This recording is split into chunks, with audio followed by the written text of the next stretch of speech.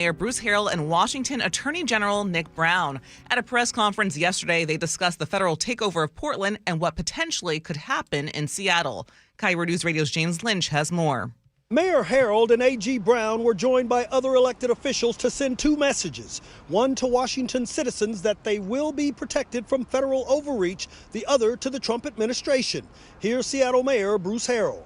There are no insurrections here. So I repeat, our message to this president is very simple. Stay out of Seattle. Harrell plans to sign his own executive order in the coming days to strengthen policies and improve coordination between state and local governments. James Lynch, KIRO Newsradio.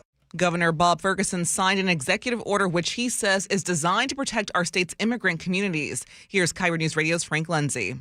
The order creates a new immigration subcabinet to coordinate state efforts on immigration, data privacy, and family support.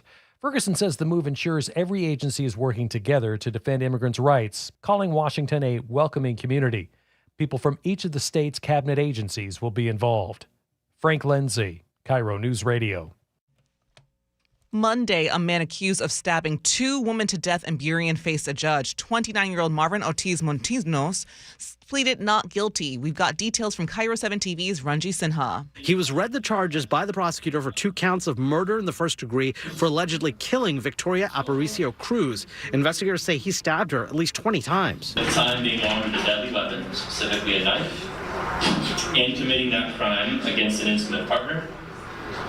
And further, the aggravating factor that you committed this crime with deliberate cruelty. He's also accused of stabbing Cruz's roommate to death, Yaneth Gomez Hernandez, stabbing her more than 40 times. His bond remains set at $10 million. He's due back in court in October.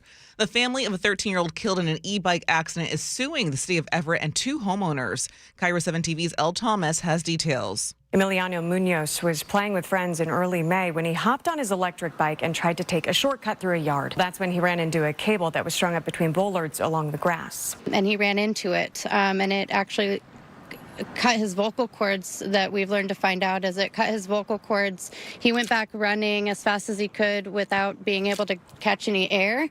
Back to his friends. He wanted to get their attention to call 911. And he ended up collapsing. Emiliano was rushed to Harborview but died before surgery. His family says the city should have removed the cable, which they say was on a popular path on the way to a local school and violates city code. The city of Everett has not commented. Seattle police arrested 4 teens and uncovered a stockpile of weapons and ammunition. This happened last week in South Seattle when officers responded to reports of an armed suspect near the Lake Washington apartments. When police approached, the teens took off, crashing their car into a cruiser. Oh, yeah, we got one right here in front of us on Henderson. Stop right now! Inside the vehicle, officers found a submachine gun, handguns with auto switches, drum magazines, and an ammunition crate. 2 suspects remain at large. The Gun Violence Reduction Unit is now investigating. And it's cases like this that has the city of Seattle suing the firearm manufacturer Glock along with several gun stores in the state. KIRO 7 TV's Jake Chapman explains. The lawsuit alleging the company knows their weapons are being exploited and aren't doing enough about it. We are finding that a lot of juveniles have these modified Glocks with those switches, and to me that's very scary. As many hope to see less firepower like this on Seattle streets. For your KIRO News Radio real-time traffic, Everett to Seattle right now about 27 minutes. Linwood to Seattle 15. Marysville to Seattle about 35 right now. And for your forecast on this Tuesday, it's calm right now. We've got some wind and rain that'll pick up later today. We do have a few wind advisories to highlight and some pockets of modern rain and a few isolated thunderstorms. That's all for later today. Highs will be in the low to mid 60s. Right now, it's about 51 in downtown Seattle. Coming up, Crime and Punishment, our weekly check-in with Casey McNerthy at the King County Prosecutor's Office. I'm Katrina Gashard. You're listening to KIRO News Radio. Your best source for local news, serving Western Washington and the world with a KIRO News Radio app. Always streaming live on your smart speakers. You're listening to KIRO News Radio, Northwest News. This hour of Seattle's Morning News is brought to you by Closets by Design Seattle. Looking for even more Seahawks content? Then you gotta check out The Reset. Hey, it's G. Scott, and every week, me and my co-host and Seahawks great Brandon Meebane talk Seahawks. We break down the matchups, and we're joined by former Seahawks players from Lakewood to Lombardi. Seahawks champion, my main man, Jermaine Kearse. What up, G? Watch The Reset live on YouTube or subscribe on the Seattle Sports app. If you have unfiled taxes or are in debt to the IRS, this is important news. Did you know the IRS has programs specifically designed to help people struggling with tax debt? Powerful tax assistance programs that can save you thousands if you qualify. No one knows these programs better than the experts at Optima Tax Relief, America's most trusted tax resolution firm. A+ rated by the Better Business Bureau, their award-winning tax attorneys and licensed professionals have resolved over $1 billion of tax debt for their clients. One call to Optima can start the process, helping to put an end to your worries about wage garnishment, asset seizure, and other aggressive IRS actions. Find the best options to solve your tax problems. Call the experts at Optima Tax Relief today for a free consultation. Call 800-343-6460. 800-343-6460. 800-343-6460. Optima Tax Relief. Some restrictions apply. For complete details, please visit OptimaTaxRelief.com. Ryan was in pain.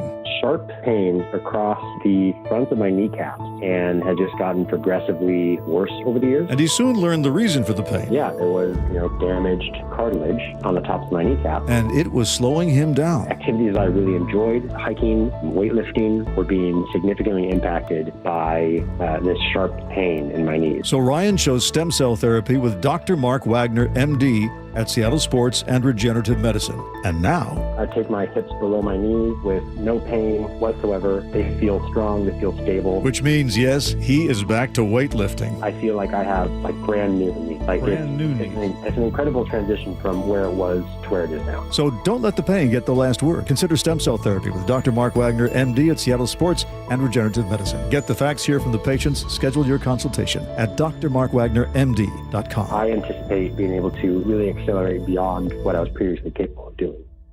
Homes are sitting, but the bottleneck is about to break. Set yourself up for success by working with a team that doesn't just set up your listings and let it sit. The Novak team creates a marketing strategy that's hands down proven successful. Mike sold over 1,500 homes and guarantees to sell your home in 21 days. If Mike doesn't get your home under contract within 21 days, he sells it for free. That is no commission for Mike. Go to meetthenovaks.com. That's meetthenovaks, NOVAKS.com. Carter Subaru is Seattle's only Subaru dealership. Ursula Roytine here. I'm a repeat customer of Carter Subaru because they have the largest selection of Subarus in our state. Carter Subaru has the vehicle you've been searching for, including more than 250 Subaru Crosstreks starting at 1.9% financing for 48 months on approved credit. Visit Carter Subaru in Shoreline and Ballard or cartersubaru.com. On approved credit, documentary service fee may be added to the sale or capitalized cost. Carter Subaru is buying down the rate for the 2025 Outback. Max amount finance is $20,000. See dealer for details. Valid through 9/30/25. News matters.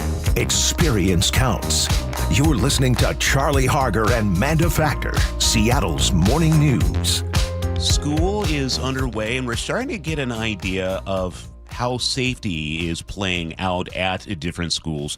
Joining us from the King County Prosecuting Attorney's Office is Casey McNerthney for our Crime and Punishment segment.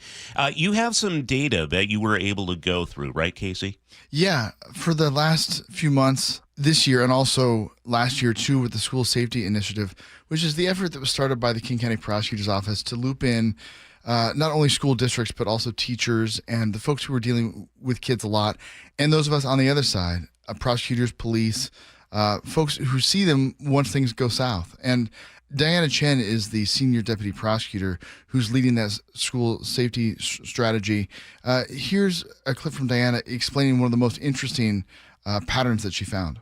We looked closer at school attendance records for youth charged with unlawful possession of a firearm in 2024, and we found that approximately 85% of those youth had disrupted school attendance. So this correlation between school attendance and possession of firearms by juveniles is alarming, and it drives home that missed warning signs at the school level can lead to greater problems down the road. What the King County Prosecutor's Office is doing under our Safer School Strategy model is trying to strengthen the relationships between schools and community personnel to develop better and smarter school threat assessments. So there's a thread there between attendance and school, people going to school with guns. That's interesting. It's also folks who use guns outside of school too. So when you see a kid who's missing 1 or 2 or 3 days a week, who's chronically absent, is a big red flag, because there's 2 ways that you can approach that. The first is when they get a gun case on our desk, and that's not where you want to be. The other one is we want to let districts know and teachers know too that, hey, we're seeing this pattern. So try to intervene if you notice it before it comes to a felony case. Because if we can have a teacher or a school district reach a kid where they see somebody chronically absent, if they can intervene and figure out what's going on with that kid before they pick up a gun, that's the way to go. All right, let's shift gears to something that grinds my gears, and that's graffiti. We have seen some areas where it's actually starting to be less. There's less graffiti. I think of the Mercer Tunnel under I-5, nice and sparkling clean. Good on you, Seattle DOT and Washington DOT, for cleaning that up. But, you look at the collector distributor lanes on I-90 and I-5. It's just a complete train wreck right now. We had the announcement of 17 people getting arrested in December. Where do things stand with going after those guys? There's an answer here that is not satisfying and one that hopefully is. And the way this came up is I was talking to the senior deputy prosecutor who has all 35 of those cases for the 17 defendants last week. And he said, hey, here's an update for you. You were the first person I thought of. Yeah. Because I know how much this grinds your gears, and everybody else too, because it's so frustrating to see. Yeah. The short answer is that the unsatisfying part is that this shows how long the court process takes. So of those, almost 30 of those 35 cases are still working their way through the courts. So it's a long process. The good news is we anticipate some guilty pleas. There's one defendant who's already pleaded guilty and was ordered by the court to pay quite a bit of restitution. So even though it's a priority for prosecutors, it's still a slow process. But the good news is they're not forgotten. It's not a case where we've seen 30 or 35 cases dismissed. It wasn't just for the headline. We haven't forgotten about those cases, and even though it takes a lot of time, you'll see results. Okay, Casey, because I know you know people with a little bit of authority, a little bit of power. I think it would be great if prosecutors were to say, Your Honor, this person has just been found guilty. What we want as part of the punishment is for them to go paint over the dang stuff that they ruined, they defaced. Your Honor, we want that to be part of the punishment, not just restitution, not just jail time. We want them to go clean up. So will you promise me you're going to go to some of the senior leadership of the prosecuting attorney's office and say, this is what people want, for them to clean up the dang stuff? Well, we know that those guys are good at painting already. You know what I mean? Yeah, it's like, hey, let's use the other way. I mean, we could ask judges for that, see what happens. Okay. All right. Let's make that happen. Okay. Then lastly, we do have a couple cases that are in court this morning. There's a lot in Kent, I am understanding. Yeah, there's one in Kent where Kent police did a real good job getting a guy who had a gun illegally. They stopped him, found got that gun off the streets. There's another case out of Pacific where police there made a stop. They found this guy who's a repeat felon, and he had a sawed-off shotgun, which he wasn't supposed to have. There's also that murder case out of Burien that made headlines a couple weeks ago where the guy's ex-girlfriend and her roommate who tried to intervene were stabbed to death. He's in jail on $10 million bail, which is a huge amount. The reason for that is the prosecutor who has the case showed the court how horrific that crime was. And so all 3 of those cases are expected in court this morning, amongst others, to enter initial pleas at their arraignments. Okay. Casey McNerney, King County Prosecutor's Office. Thanks, Casey. It's great to see you, Charlie. For your KIRO News Radio forecast, prepare for wind and rain to pick up later today. We've got some wind advisories with wind gusts with about 40 miles per hour. Highs will be in the low to mid 60s. Right now, it's about 51 in downtown Seattle. Coming up, G. Scott shares a very special guest he had on his Reset podcast. I'm Katrina Gashard. You're listening to KIRO News Radio. When you walked through your kitchen this morning, what'd you see? Did it make you happy? Hi, I'm Chad Cicchini, owner of Heritage Homecraft. Well, I want to make you happy. We'll custom build you all new cabinet doors and drawer fronts, and using our exclusive 1/4-inch solid wood refacing process, transform your existing cabinets into a beautiful new kitchen. Add a custom quartz countertop, change things up a bit, add some more cabinets, install some cool new features like soft close drawers and sliding shelves, whatever you like. We'll help you to create the new kitchen you'll be proud of. All in about a week, and all with way less mess, hassle, time, and expense than to tear out. Stop waiting. For 18 years, we've been honored to serve thousands of happy customers, and we'd love to serve you. Call today and I'll get one of our pros to come out and show you how easy and comfortable it'll be to get going on your new kitchen. Heritage Homecraft, 425-485-1600, 425-485-1600, or heritagehomecraft.com. What if you had the smartest Wi-Fi? If you did, it'd be Xfinity, of course, and it'd come with their best state-of-the-art equipment. It would boost speeds to the devices that needed them most, prioritizing your most important connections, whether you were streaming, gaming, or gaming while pretending to work.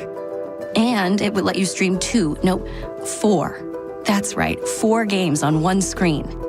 It would even power your mobile connection so you could bring faster, secure Wi-Fi speeds with you where you use it most. It would be proactive and fix problems before you knew you had them. Impressive, right? And it would have security features that protect you from threats at home and online. Kinda like a force field for your life. If you had the smartest Wi-Fi, well, everything would work together seamlessly to keep you connected, no matter what. Xfinity. Imagine that. Restrictions apply. Welcome to Quilting Mayhem. We are in Snohomish, Washington. We sell fabric, notions, we have classes, retreats, and we sell sewing machines and have sewing machine service. I am second generation of Association Washington business. They help me out in all the needs that I have to make sure that I'm taking care of my employees, staying up to date with all the state rules, and they advocate for me in what I need. One of the best benefits of being an AWB member is that it is giving me the opportunity to use Health Choice for myself, my employees, and my business. Everybody really should have health care. My employees are they're a family. We've created a community. We all care about each other. And I just needed to be there for them and their family so that they were taken care of, because they take care of me every day in my business. If you're looking for a great health plan for your employees, visit ProPointServices.com. Health Choice Trust is offered through the Association of Washington Business and powered by Primera Blue Cross. Every year, 4.5 million young adults between the ages of 18 and 24 visit the ER. It's every parent's nightmare. Umergency gives you all the tools you need to quickly and effectively manage your family's emergency. Umergency provides instant access to vital resources, customized to your student's campus and local community, digital consent form, and built-in urgent alert button. Umergency gives you peace of mind when you need it most. Download your Umergency app now. If you're a veteran struggling with your monthly bills, VA loan expert Steve Teitler of Best Mortgage has some good news for you. Rates have dropped recently, and this could be a great time for our veterans to think about a cash-out refinance to get out of your high-interest rate debt. For example, one of our clients had a 2.25% VA loan, but he owed more than $155,000 on credit cards and a home equity loan. So we paid off all of that debt and replaced his mortgage with a VA cash-out refinance. And the new VA loan saved him $1,268 per month. So give us a call and see if a VA cash-out refi can help save you money. And remember, with a VA loan, you can buy a home with no money down. And you can help non-veterans as well. That's right. If you have a conventional loan, we'll run the numbers and see if we can help save you money, too. Honest advice you can trust from the VA loan experts, Best Mortgage. Call now, 425-649-6000. Best Mortgage, 425-649-6000. Spike O'Neill here with Dr. Matthew Sharp, owner of Sharp Vision Modern LASIK and Lens. Dr. Sharp, I am amazed at the brightness and the clarity that I didn't even realize I'd lost before I had my procedure. How's that even possible? A lot of people don't realize that. As you get older, the lens not only is less flexible, but it gets less transparent. And gradually, even in our 40s, 50s, 60s, the lens variety does get less transparent. So you get more glare at night, more halos, loss of contrast sensitivity, loss of some color vision or decreased color vision. What I was seeing. And so when we replace that lens that gets cloudier and cloudier with a crystal clear lens, all of the light gets through, all of the clarity, all the brightness, all the colors. And again, with the multifocal lenses that we have, it's sort of like a bifocal built in, so you can see near and far. Give the folks at Sharp Vision Modern LASIK and Lens a call at 425-451-2020 or online at sharp-vision.com. Sharp with an E-vision.com. Progressive Insurance, with insurance for cars, home, boat, motorcycles, RVs, and commercial vehicles at 1-800-PROGRESSIVE and progressive.com. Your new beginning starts now. D.R. Horton has new construction homes available throughout the greater Seattle area. With spacious floor plans, flexible living spaces, and home technology packages, you can enjoy more cozy moments and sweet memories in your beautiful new home. With new home communities opening throughout the Seattle area, D.R. Horton has the ideal home for you. Visit drhorton.com to learn more. D.R. Horton, America's builder, an equal housing opportunity builder. KIRO Newsradio 97.3 FM Northwest News. Now, the latest from KIRO Newsradio and mynorthwest.com. Good morning. I'm Katrina Gashard. Hundreds of U.S. military top officers are in Virginia to meet with President Trump and Defense Secretary Pete Hegseth.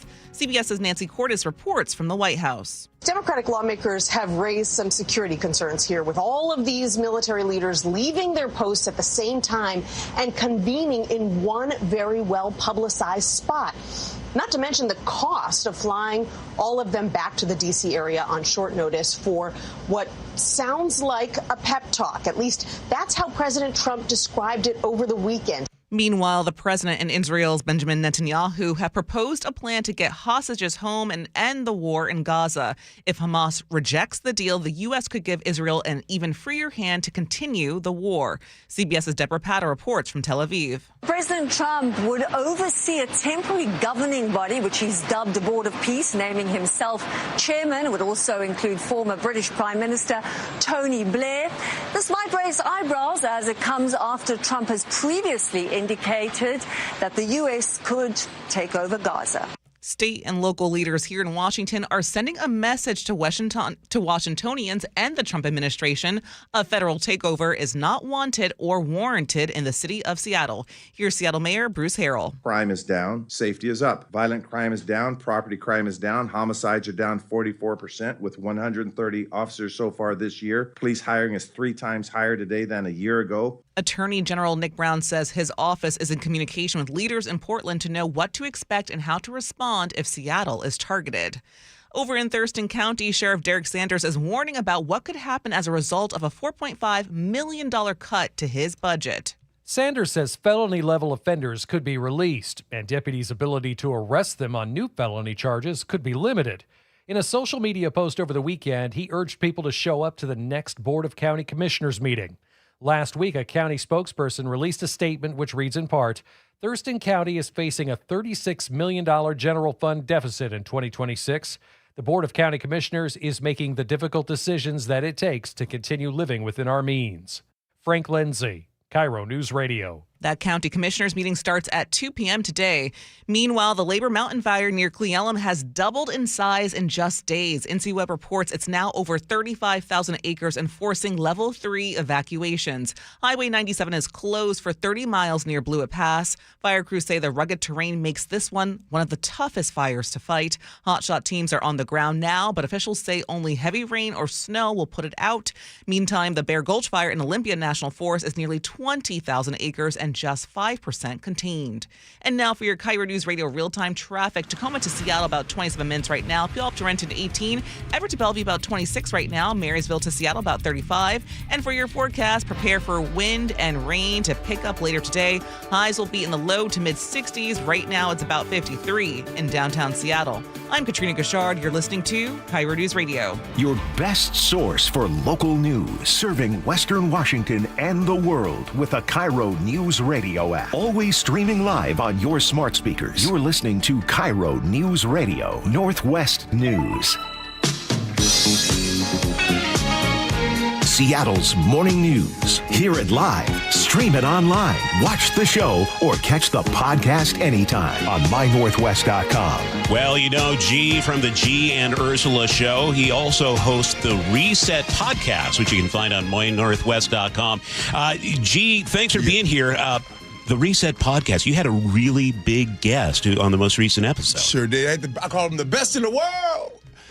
Jackson Smith and Jigba came in studio, and we sat down, had a good time, and just talked a lot about him, right? You've known this kid forever. Yeah, yep. First time was his right after his junior year at the opening down in Frisco, Texas. It was the first time, and he actually did not get invited to the opening, and he ended up being he was a replacement. And this is Ohio State. This isn't even the Seahawks. This is before Ohio State. Ohio State. Yeah, this is before Ohio State. Yeah, this is high school stuff. And my son said, no, Dad, because he was only a 3-star. Yeah. After I was like, oh, he can't be that great, that good. And plus, he didn't get invited to the opening. And my son says, no, Dad, you don't understand. He's really good. I said, well, why is he a 3-star? And my son says, because a lot of them don't know what they're talking about. And Charlie, I'm telling you, I saw he was the green team, and he was on this team. I'm like, I don't know if he's that good or if the DBs covering him are that bad. But they couldn't be that bad because it's the Nike opening. It's the best players in the country. And he is treating these players as if I'm not trying to be funny. As if they were in like 4th and 5th grade.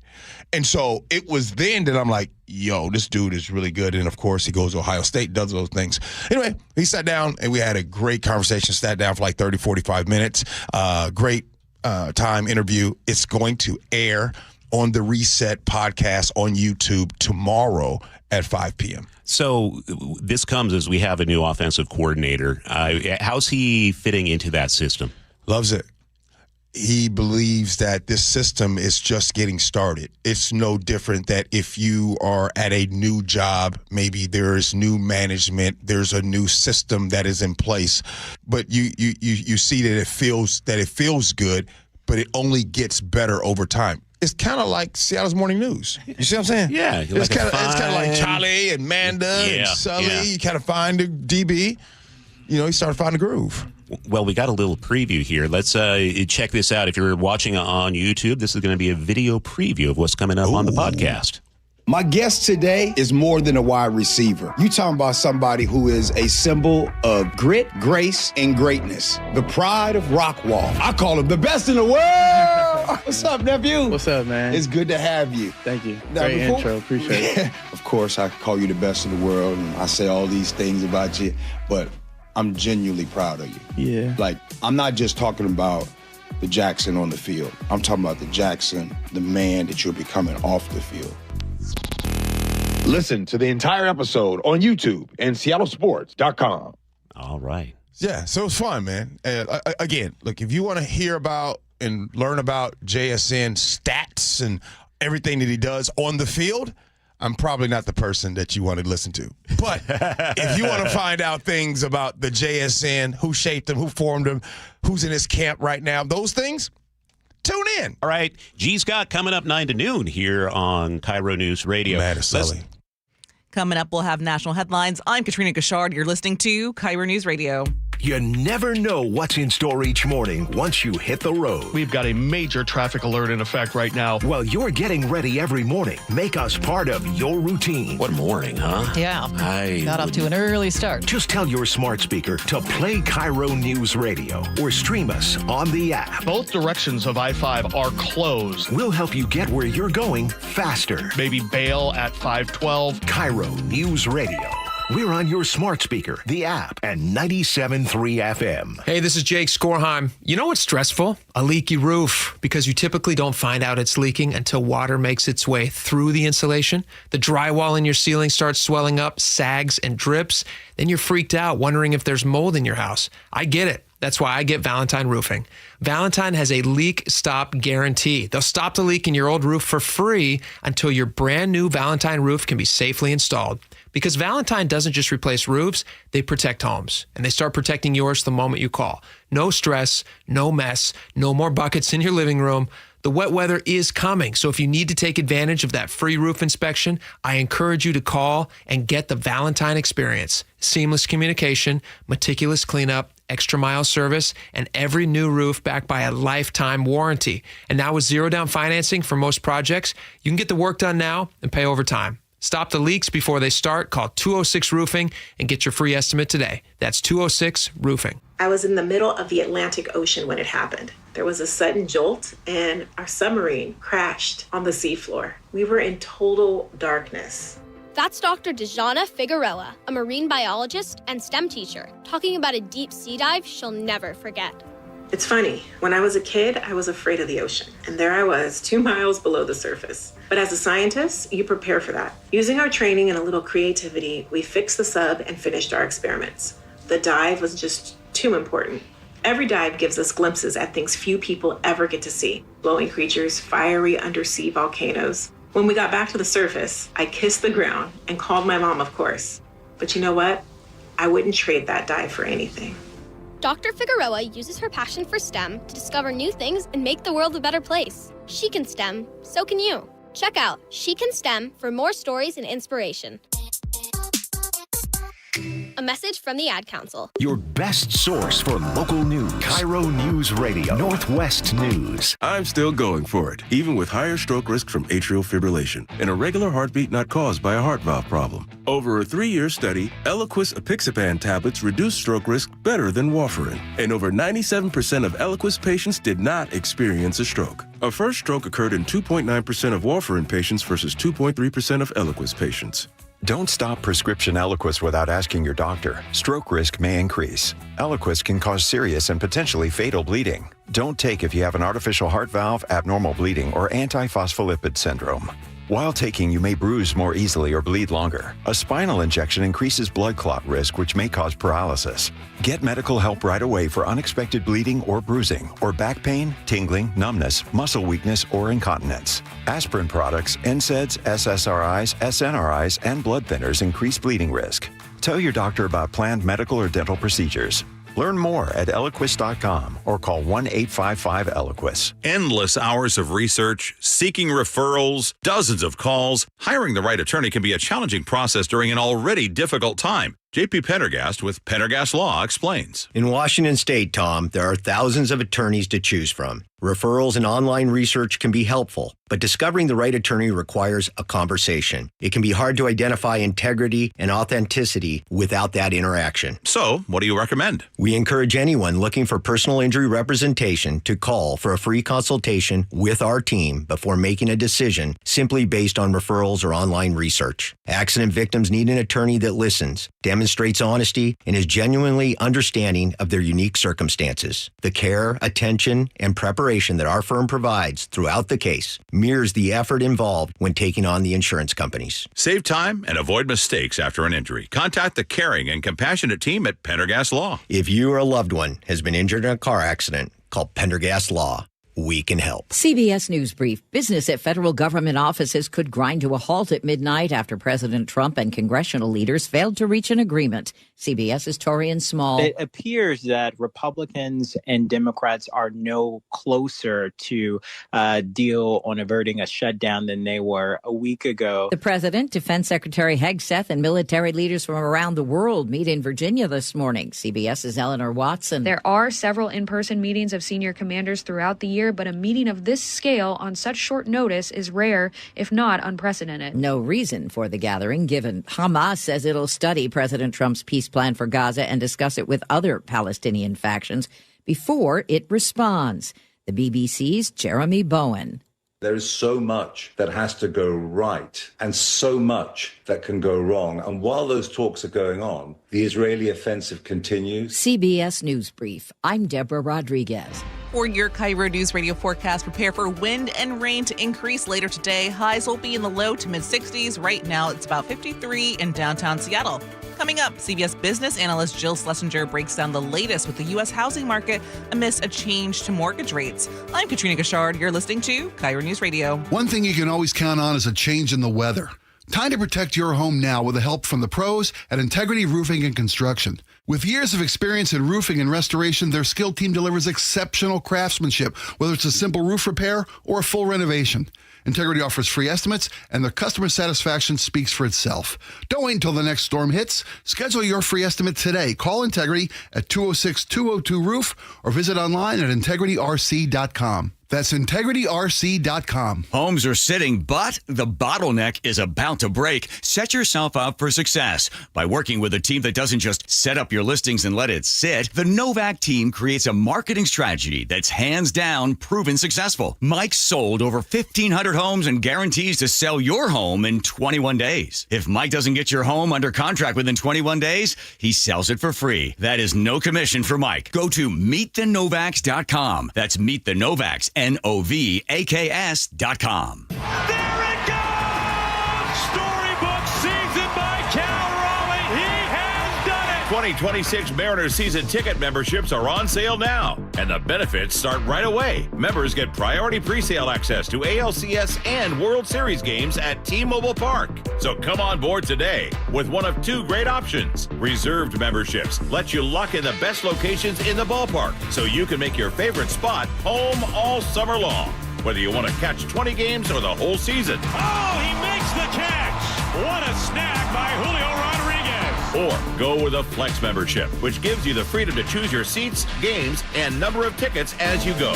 Terrace Club, bleachers, right behind the dugout, divvy it up however you want. This season's been a whole lot of fun, and you won't want to miss out in 2026. Become a member today at mariners.com/26. The Mariners, their third consecutive shutout win. Mariners baseball. Seize the moment. Bringing you Seattle's morning news since 1974, this is KIRO News Radio. We speak with CBS business analyst Jill Schlesinger. And Jill, you have this new blog post on jillonmoney.com where you're talking about not only interest rates, but how they might affect the housing market.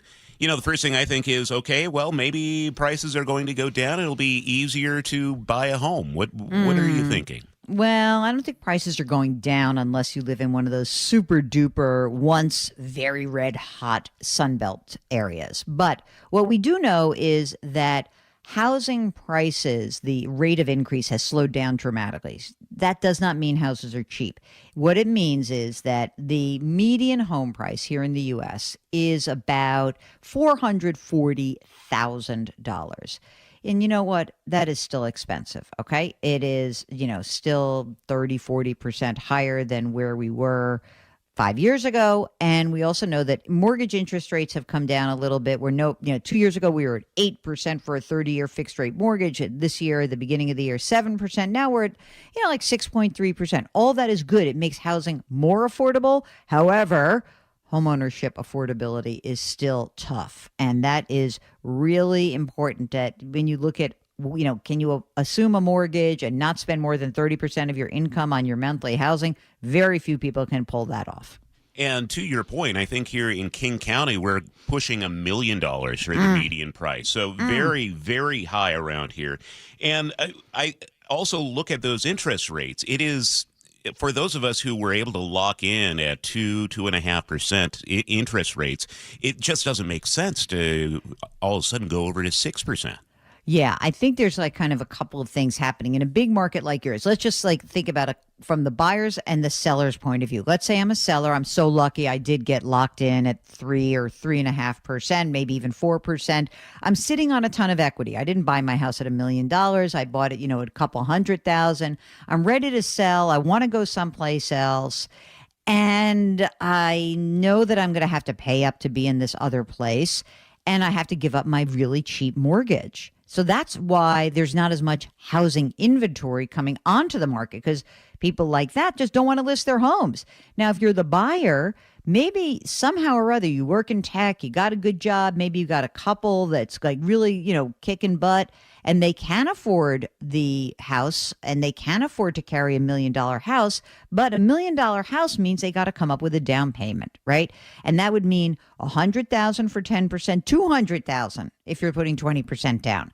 Yikes, that's a lot, especially for a young person and you're just starting out. So what do you do to get some help on your down payment? There are resources, there are assistance programs. Most people are looking to their family members.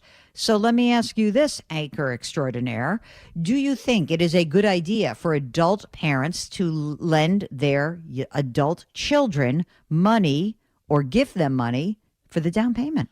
I'm not sure there's really much of an option right now. How's a kid going to come up with $200,000? I know. Well, okay, so How I'm am I going going to come up with 200,000? Yeah, you're, all of a sudden he's made it very personal. You notice that? Like, what am I doing? Okay, so let's think about this for a second. First of all, if you're the parent, you only can consider this if it's not going to screw up your own retirement, right? What I feel worried about is that I hear from people on my radio show, on the podcast, who say, oh, I want to help my kid. I'm going to take a withdrawal from my retirement account. I'm going to pay tax on that. Then I'm going to give, like, okay, that's great if you have a lot of money and you can afford it. That's fine. But, you have to make sure it's not going to derail your own housing, your own long-term financial stability.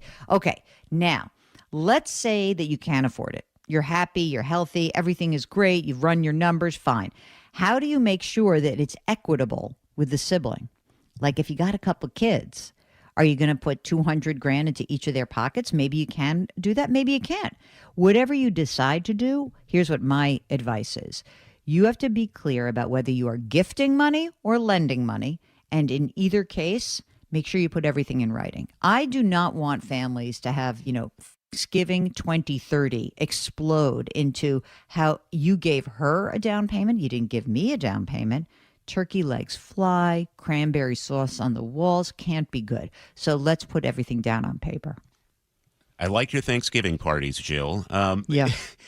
This isn't sustainable, though. I think about the young people I work with here at the station. They're making less than six figures. They're working their butts off, and they're doing everything right. And for them, I don't think they can even comprehend the idea of being able to afford a home. It just seems more and more out of reach every single day for them. What's your word for people? They're 35 years old. They're making $60,000, $80,000 a year, and they're not going to come up with $200,000. Well, I have the same thing, right? We're in an industry where you don't make a ton of money over time. You really don't. So like if you're talking to a young producer or something and they're not in tech, they're not in finance, right? They're not going to get there. So is renting really bad over the long term? I think that's the question. And I don't think it is. I'm a huge fan of renting, by the way. It gives you flexibility. It gives you access to your money or liquidity. It can provide a lot of options over your life. It avoids the pains associated with home ownership, like upkeep and maintenance. But the key is, if you cannot afford a house, the key is that you try to invest the money that you would have sunk into a house. Okay? That means that if you can't afford a house, then you better be really hyper-focused on putting money into your retirement account, being diligent with that, staying out of debt, all the things that will make your life a lot better down the line. I think that there are a ton of young folks out there who are going to be long-term renters, and it's going to be just fine. Also, by the way, it's kind of cool because if in a market that is changing so much in terms of employment, when you're not tethered to a house, if you don't have to, I want everyone to stay in Seattle, of course. But if you're not tethered to a house, you might be able to go to a different area of the country and take a job that's has more upside or that is more affordable. I'm just saying that it gives you more flexibility. There's no shame in that. Parents, take the pressure off those kids. Stop saying you have to buy, you have to buy, you have to buy. All right. Glass half full with Jill. Jill Schlesinger from CBS News. Jill, thanks for your time this morning. Take care. Thanks for having me. For your KIRO News Radio forecast, prepare for wind and rain to pick up later today. Highs will be in the low to mid 60s. Right now, it's about 54 in downtown Seattle. Coming up, more of the day's top stories on Seattle's Morning News. I'm Katrina Gashard. You're listening to KIRO News Radio. A Chi and Ursula exclusive on KIRO News Radio. There it is, number 60, Cal Raleigh. A guy did catch it. He gave it to this young boy in the stands. And we are joined by that boy's father, Galen Ruelos. He caught it. He didn't have to do it. It was a complete random act of kindness to my son. He's a 12-year-old, sixth grader, and just overcome with emotion. He starts bawling. Hear the full conversation on the KIRO News Radio app and KIRO News Radio on YouTube. Crawl space and attics are not places you want to spend much time, but many homes in our area can have serious issues behind the hatches. Hi, it's the owner of Crawl Pros, Richard Herron. For years, you've heard us talking about how we go where you don't want to. with our free corner-to-corner inspection to keep your crawl space and attic well insulated and free of mold and water. You've also heard about the pest control division of our company to keep your home bug and critter free. I'm excited to tell you about our newest division, Plumber Pros. Plumber Pros takes the same customer-first approach to plumbing that we do with our crawl space, attic, and pest control work. We've handpicked skilled plumbers that I know you'll feel comfortable inviting into your home. So next time you run into plumbing issues, from leaky faucets and clogged drains to full home repipes and sub pump installations, call Crawl Pros and we'll get our plumbing division, Plumber Pros, out to get it resolved. For anything related to your crawl space, attic, pest control, or plumbing, call Crawl Pros or visit us at crawlpros.com. Hi, I'm Dr. Shelley Flace with today's tip for kids from the American Academy of Pediatrics. The nicotine in e-cigarettes is addictive and can harm brain development. That's why I worry about teens who try e-cigarettes. Many young people use pod-based e-cigarettes like Juul, which have high levels of nicotine. And because teens' brains are still developing, they can quickly become addicted. The tobacco industry uses fruit and candy flavors to attract young people, often turning them into lifelong users. For more, visit healthychildren.org.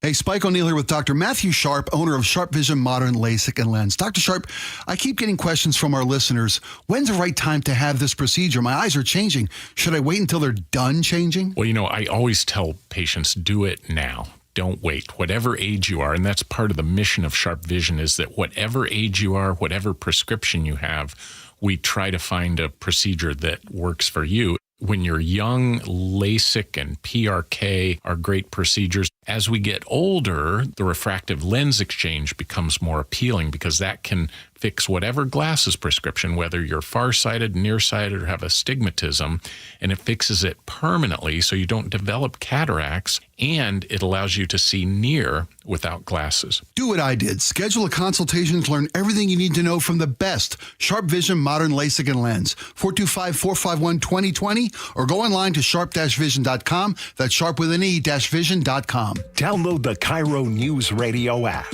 where you can watch us live or stream us live anywhere, anytime. How would this initiative, whatever this initiative is, how would he fund it? Stay connected everywhere. Download the KIRO Newsradio app. Getting a flu shot helps us stay healthy, so we don't miss out on what matters.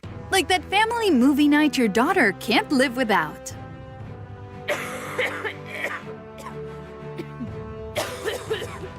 Yeah, can't do that. Every year, millions of people in the U.S. get the flu. Especially now, no one has time to miss out on moments that matter. So get your flu shot. Find out more at getmyflushot.org. Brought to you by the AMA, CDC, and the Ad Council. Whatever temperatures this winter brings, your friendly and knowledgeable Bryant dealer is ready to help.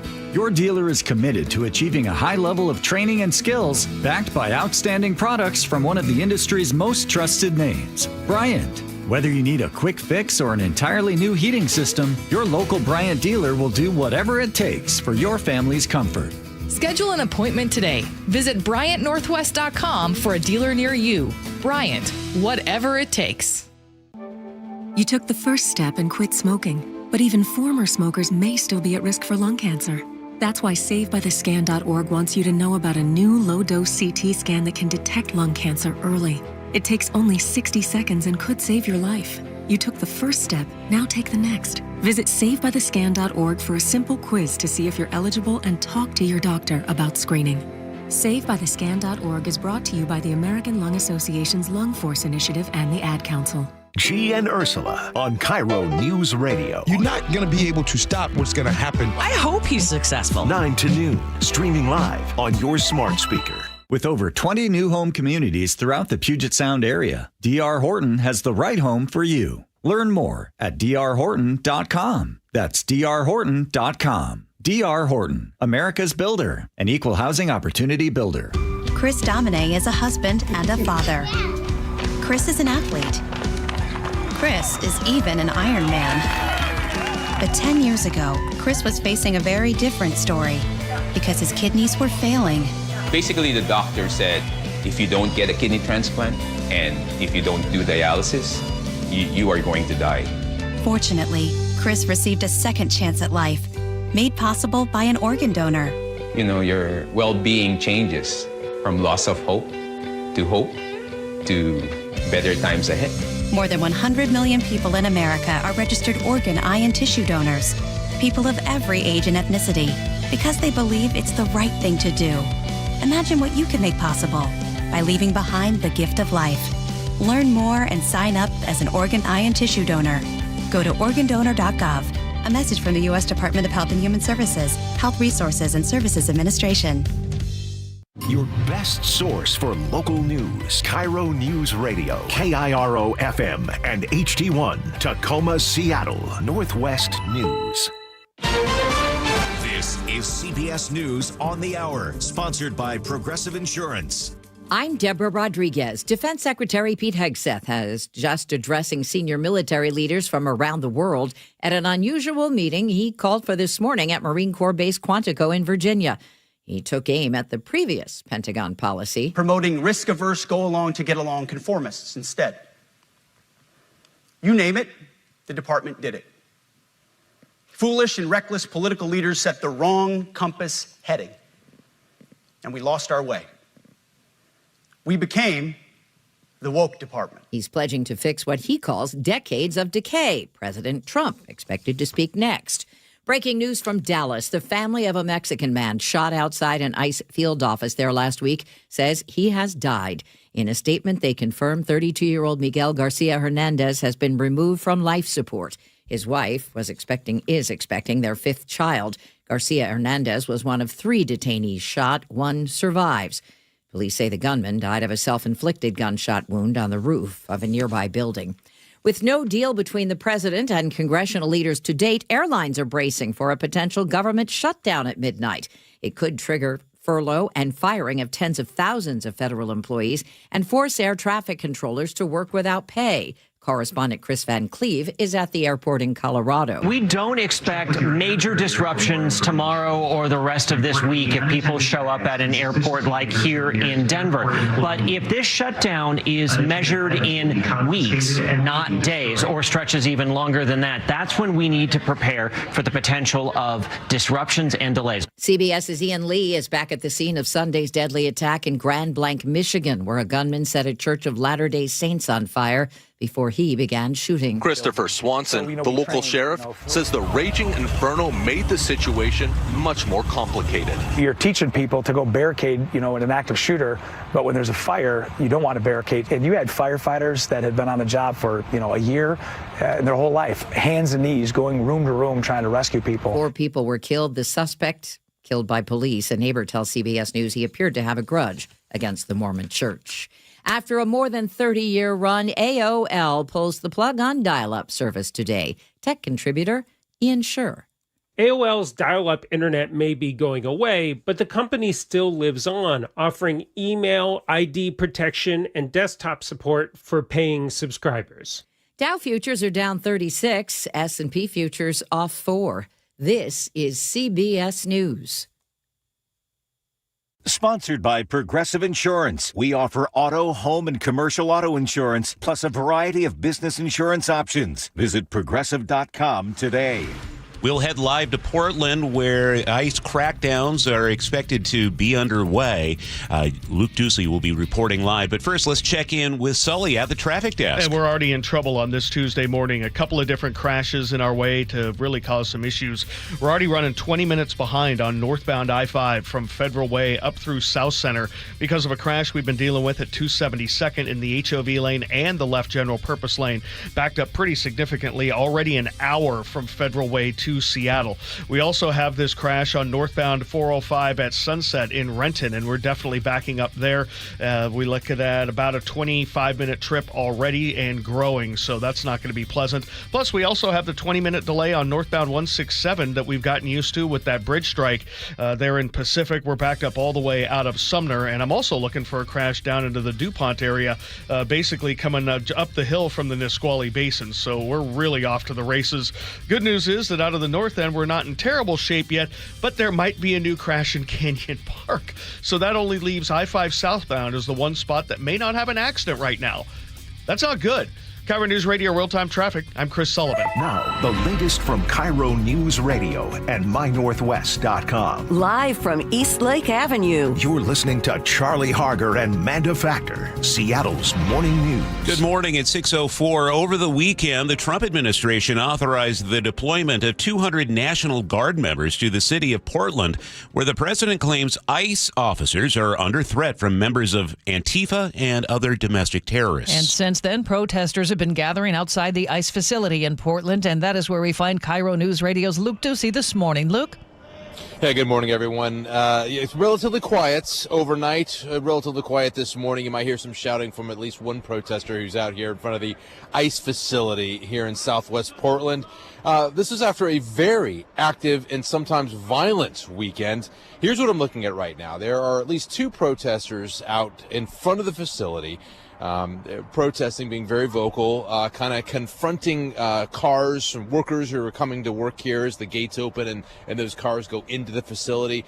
Floodlights, about a dozen of them at the facility, are pointed outwards. These are the pretty powerful floodlights that are kind of lighting up the grounds and lighting up the street where I am right now. So here's the latest development. Despite a lawsuit filed by the state of Oregon to prevent National Guard troops from coming here and being deployed to this facility to protect it and ICE agents, an Oregon Military Department spokesperson now says troops will be boots on the ground here by Thursday to protect this facility. President Trump has authorized, of course, the use of full force if necessary. Now, we don't know if those National Guard troops will be armed or not, but I did speak with these two protesters here this morning, and they say that will not stop them.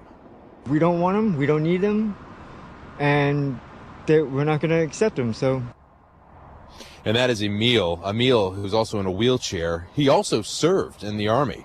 I'm out here because ICE is kidnapping people and taking them out of this country with no jury, no trial, nothing. I used to be in the military. I'm not scared at all. So they're determined. Protesters are going to be here, and I'm looking across down on the sidewalk here with that camp I kind of described yesterday with tents and grills and pallets of water and food and coolers. They've been here for the long haul, some 100 days, and they're not going anywhere anytime soon, unless they're forced to leave, of course. We'll see what happens when National Guard troops get here. These clashes here have been violent over the weeks. Rubber bullets and pepper spray from Homeland Security officers and rock throwing from protesters. There have been injuries on both sides. Again, things are quiet this morning so far. Troops should be here by Thursday, we're told. Let's hope it stays quiet and peaceful. Live in Portland, Luke Ducey, KIRO News Radio. All right, thank you for that, Luke, and we'll be checking in with you throughout the morning. Seattle Mayor Bruce Harrell and Washington Attorney General Nick Brown held a media briefing to discuss the federal takeover in Portland and what it could potentially mean for here in Seattle. We continue our team coverage now with KIRO News Radio's James Lynch. Mayor Harrell and A.G. Brown were joined by other elected officials to send two messages. One to Washington citizens that they will be protected from federal overreach, the other to the Trump administration. Here's Seattle Mayor Bruce Harrell.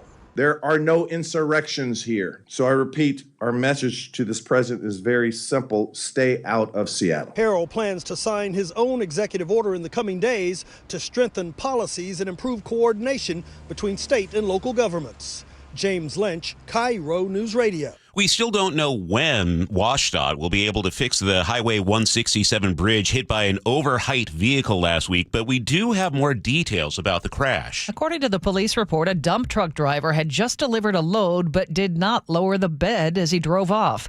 That driver went under 167. That bed slammed right into the concrete girders above. The 70-year-old driver was cited for negligent driving in the second degree, issued a $564 ticket. The Department of Transportation has not estimated how much it will cost to fix the bridge. Only one lane of the highway is open because of the damage. Keeping you informed since 1974. This is the city's longest-running radio news show. Seattle's Morning News on KIRO News Radio. Welcome to Tuesday. It's September 30th, and back in studio with us. Welcome back, Manda. Thank you. Great to be here. You were missed. I was very busy. Yeah, a lot of family stuff, huh? Yep, had a wedding, daughters happily married. It was very beautiful. Awesome. Well, we're glad you're back, and I'm glad you had a good time. I'm Charlie Harger. That's Manda Factor. Sully is here checking the roads for us on the 3s and just kind of digging up new info on that crash that has kind of caused all this havoc on Highway 167. I finally got it yesterday, and very interesting things. Just dragged that dump truck across the bottom of the freeway. And the driver said he didn't know why it was up. Or that it was up. Yeah. So very interesting. Okay, we'll continue to follow that. We'll also be going to Portland throughout the morning with Luke Ducey. It gets kind of contentious, especially at night, and we have troops being deployed there. We'll be on top of that. This hour of Seattle's Morning News is sponsored by American Crawl Space and Pest Control. And coming up this hour, New York Times investigative reporter David Farenthold weighs in on the threat of a government shutdown and also what to expect from President Trump's big meeting in front of military officials at Quantico today. And your personal finance report from Brian Evans with Madrona Financial Services also coming up. It's 6:10. Newly released body cam video shows Seattle police chasing and arresting 4 teens packing heavy-duty weapons and ammunition. KIRO 7 TV's Jake Chapman reports this happened at an apartment complex near Rainier Beach High School. Seattle police say the group was allegedly involved in a shooting back on September 20th. But when officers spotted the teens, police stop! They took off and ditched their car while in drive. Officers were able to track the 4 teens down one by one. On the ground. So 4 teens were arrested, 2 16-year-old boys, a 16-year-old girl, and a 17-year-old girl. That 17-year-old girl has been released from custody. The other 3 teens remain in custody at the King County Youth Detention Center. The man accused of stabbing 2 women to death earlier this month in Burien pleaded not guilty in court. Here's KIRO 7 TV's Ranji Sinha. Marvin Ortiz Montesinos was in a courtroom here at the Regional Justice Center in Kent. Now, we've already gotten a look at court documents that say he was mad over a breakup with his girlfriend. That's when he went to the Montrose Apartments on September 8th and stabbed her and her roommate dozens of times. His next court date is coming up October 23rd. His bond set at $10 million. Governor Bob Ferguson is reaffirming Washington's commitment to immigrant rights. He signed an executive order yesterday creating a new immigration sub-cabinet. The order directs agencies to review how they collect and share data, aiming to protect the privacy and safety of all residents. Ferguson says the move counters what he calls federal attacks on immigrant communities. Thurston County Sheriff Derek Sanders is warning about what could happen as a result of a $4.5 million cut to his budget. Sanders says felony-level offenders could be released, and deputies' ability to arrest them on new felony charges could be limited. In a social media post over the weekend, he urged people to show up to the next Board of County Commissioners meeting. Last week, a county spokesperson released a statement which reads in part, Thurston County is facing a $36 million general fund deficit in 2026. The Board of County Commissioners is making the difficult decisions that it takes to continue living within our means. Frank Lindsay, KIRO News Radio. And that county commissioners meeting starts at 2 this afternoon. It's 6:12. That's time for a check on the weather. It's brought to you by State Roofing and Exteriors. KIRO 7 TV's Nick Allen joins us. Boy, it was nice to wake up to some real rain yesterday. Yep, and you got a lot more coming today. Right now, what we're seeing, because we don't have any, some fog. A lot of it, especially south of Seattle, because the sky cleared overnight for those spots. Farther north, you're seeing a little more cloud cover, but we're starting off mainly in the 50s. You'll see quite a bit of fog, especially in the South Sound. May see some settle into Seattle. And then as the day goes on, clouds will increase. It will become breezy area-wide, especially windy for the coast and say like around San Juan County, kind of the northern water, but not terrible everywhere else, just kind of breezy. And then you hit about 3-4 o'clock and rain will start. So then it gets pretty darn wet tonight for the evening commute. There may be some isolated thunderstorms, and it will be on the breezy side with gusts that could be, say, 25, 30, 35 miles per hour. Stronger farther north and out to the coast. And then tomorrow we see breezy weather with scattered showers and maybe some thunderstorms as well. And highs in the 60s just like today. I still see showers for Thursday and Friday. And while I did add a few for Saturday, I don't see much. I think actually it looks more dry than wet for the weekend in the low to mid 60s. But when you head out this morning, a lot of fog, and expect to find temps in the 50s, and then everybody will get breezy, everybody will get wet, but not till after about 3-4 o'clock, and that will last into the overnight hours, and you might even hear a little bit of thunder. So fall weather is on the way. Love it. Thanks, Nick. Right now in Seattle, we have partly cloudy skies. It's 55. 6:13, we check traffic on the 3s. Here's Sully. I wish I could go back to bed. Yeah. This morning is off to a terrible start. We have crashes on pretty much every freeway. at this point this morning. I'm going to start with the bigger one, which is on northbound I-5, right around 272nd, where we've been working with this crash in the HOV lane and the left general purpose lane. And we are backed up now all the way down to about Wild Waves because of that. And so we've got about a 40-minute trip from Federal Way to South Center. That's plus 20. But then Tacoma to Federal Way is running 45. So that's another 25-minute delay. So if you're leaving Tacoma right now, you've got about a 45-minute delay just to get up to 272nd. That is brutal. And there really are no other alternates because 167 northbound, we're dealing with that bridge strike and a 20-minute delay there, hour from Puyallup to Renton. We're up to 40 minutes from Renton to Bellevue because of a crash we have at Sunset in Renton. Looks like it just moved over to the right shoulder. Coming down from the north end, we do have a crash on southbound 405 at 527 in Canyon Park. Right lane is blocked there, close to an hour already from Everett to Bellevue. 40 minutes from Everett to Seattle. Looking at Olympia to Tacoma, I'm trying to find a crash up the hill from Nisqually. Huge brake lights there. 50 minutes already from Olympia to Tacoma is plus 15. So is there a redo button, a restart button? Can we unplug and plug back in? Afraid not. Okay, well, yeah, we're in it already. KIRO News Radio Real-Time Traffic. I'm Chris Sullivan. It's 6:15. Well, now that the rabbit's out of the bag, Bad Bunny is talking about the honor of performing at the Super Bowl. KIRO News Radio's Katrina Gishard is here.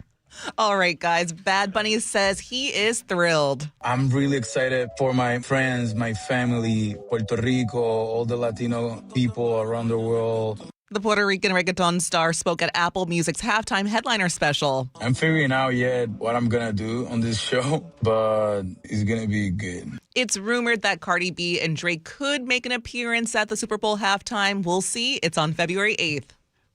She had dad jokes in Katrina, that's my role. That is my role. Okay, I got it. I'll stay in my place. It's 6:16.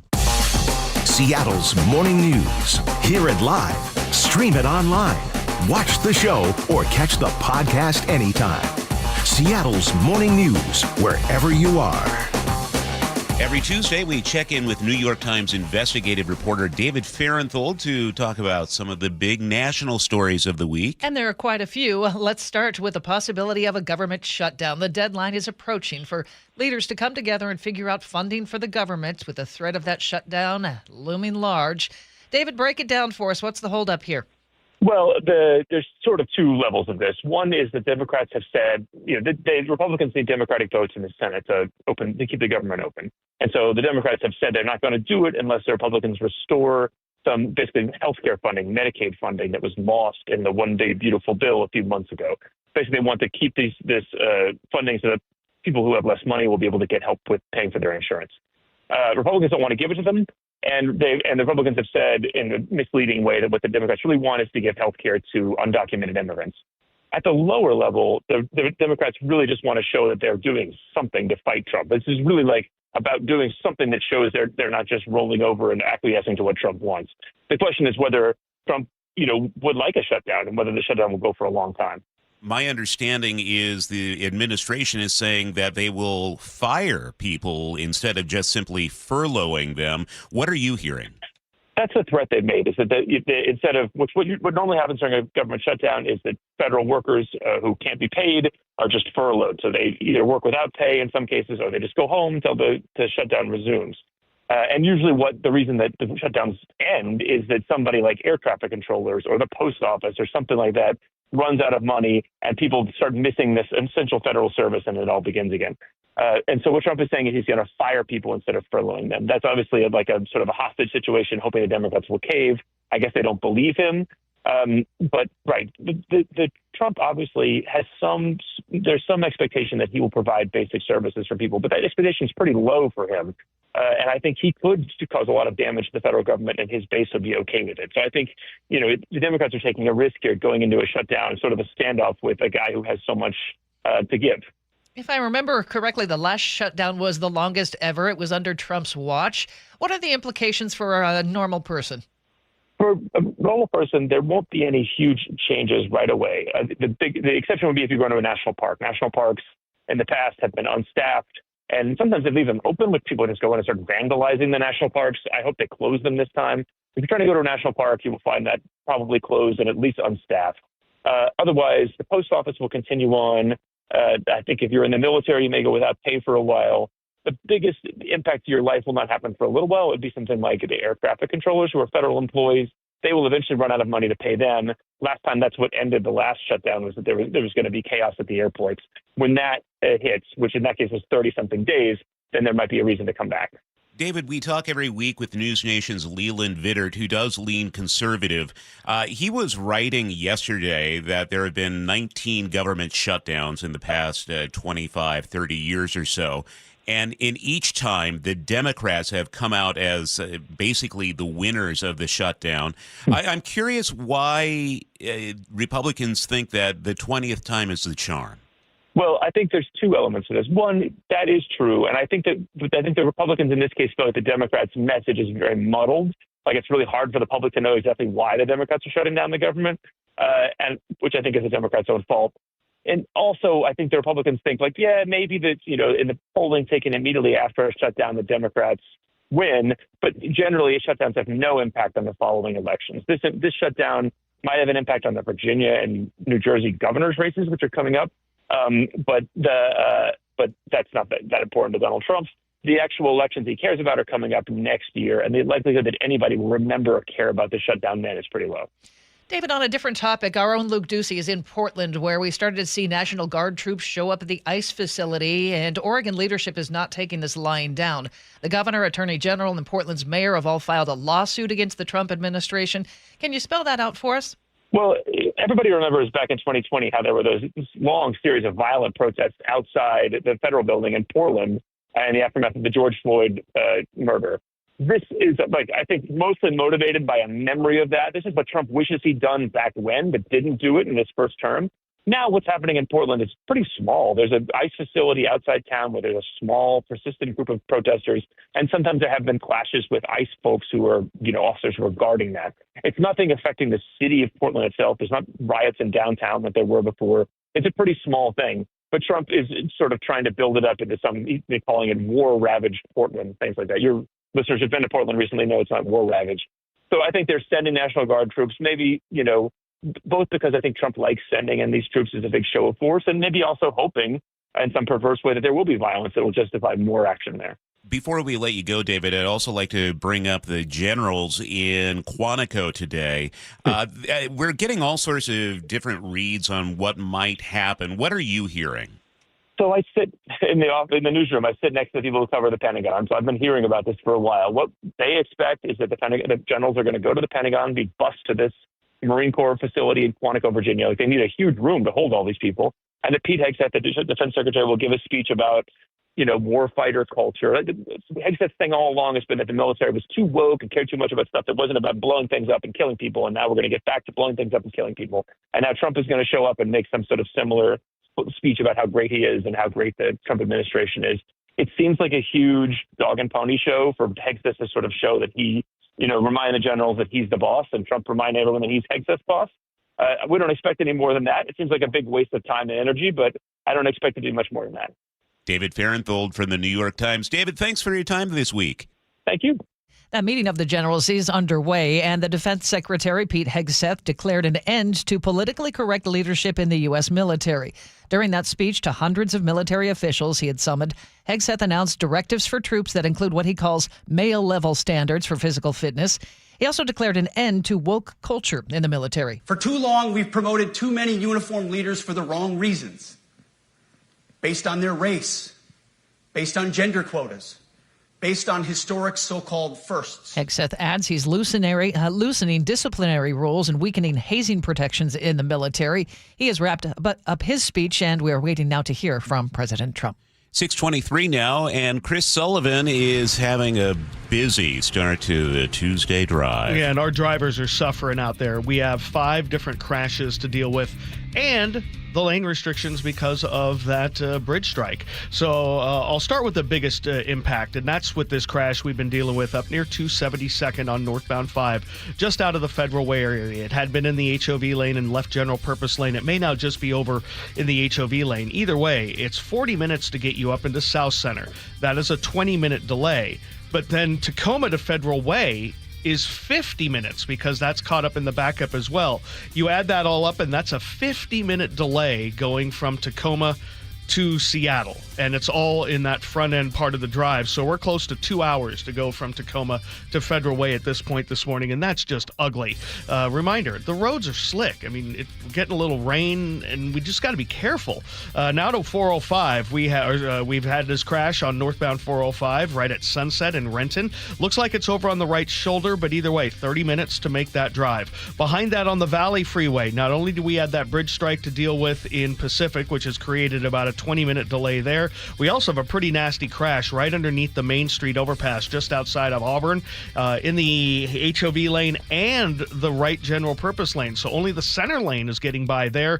It's an hour and 20 minutes to go from Puyallup to Renton. That's about 40 minutes slower than it should be at this time of day. Coming down from the north end, crash has cleared in Canyon Park, southbound 405 there at Canyon Park. We already have an hour and 5-minute trip from Everett to Bellevue, 45 from Everett to Seattle, and we're still working with a crash somewhere up the Nisqually Hill towards DuPont. 50 minutes. Olympia to Tacoma is a 30-minute delay, so we're struggling.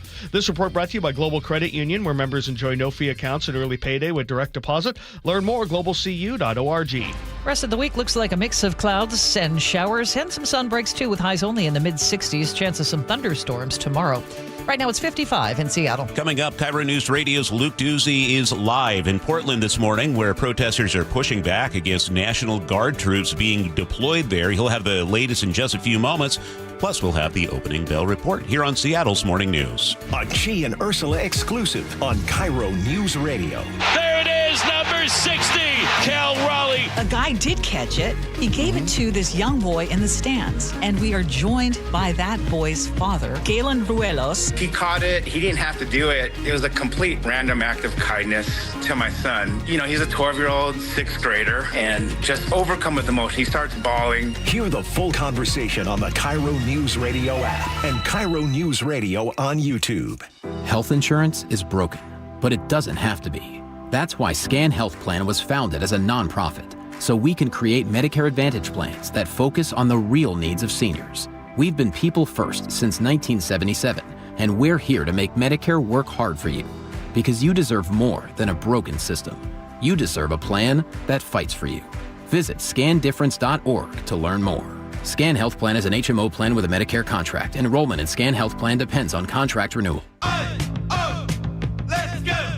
You still got it, but your immune system weakens as you age, making it harder to fight flu, pneumococcal pneumonia, RSV, and COVID-19. Ask your doctor or pharmacist which vaccines you need. Sponsored by Pfizer. How can you free your team from time-consuming office tasks? Amazon Business. Smart business buying tools enable buyers to find and purchase items fast so they can focus on strategy and growth. Free up your team and focus on your future. Learn more at amazonbusiness.com. This message comes from Viking, committed to exploring the world in comfort. Journey through the heart of Europe on an elegant Viking longship with thoughtful service, destination-focused dining, and cultural enrichment on board and on shore. With small ships that bring travelers closer to the destination, there's more time to explore. And every Viking voyage is all-inclusive, with no children and no casinos. Discover more at Viking.com. You're listening to Leaf Filter Radio, and the guru of gutter protection himself, Chris Coonahan, is here to take your most pressing leaf-related questions. Hey, everybody, Chris here. I understand we have Ron on the line. Ron, where are you calling from? Uh-oh.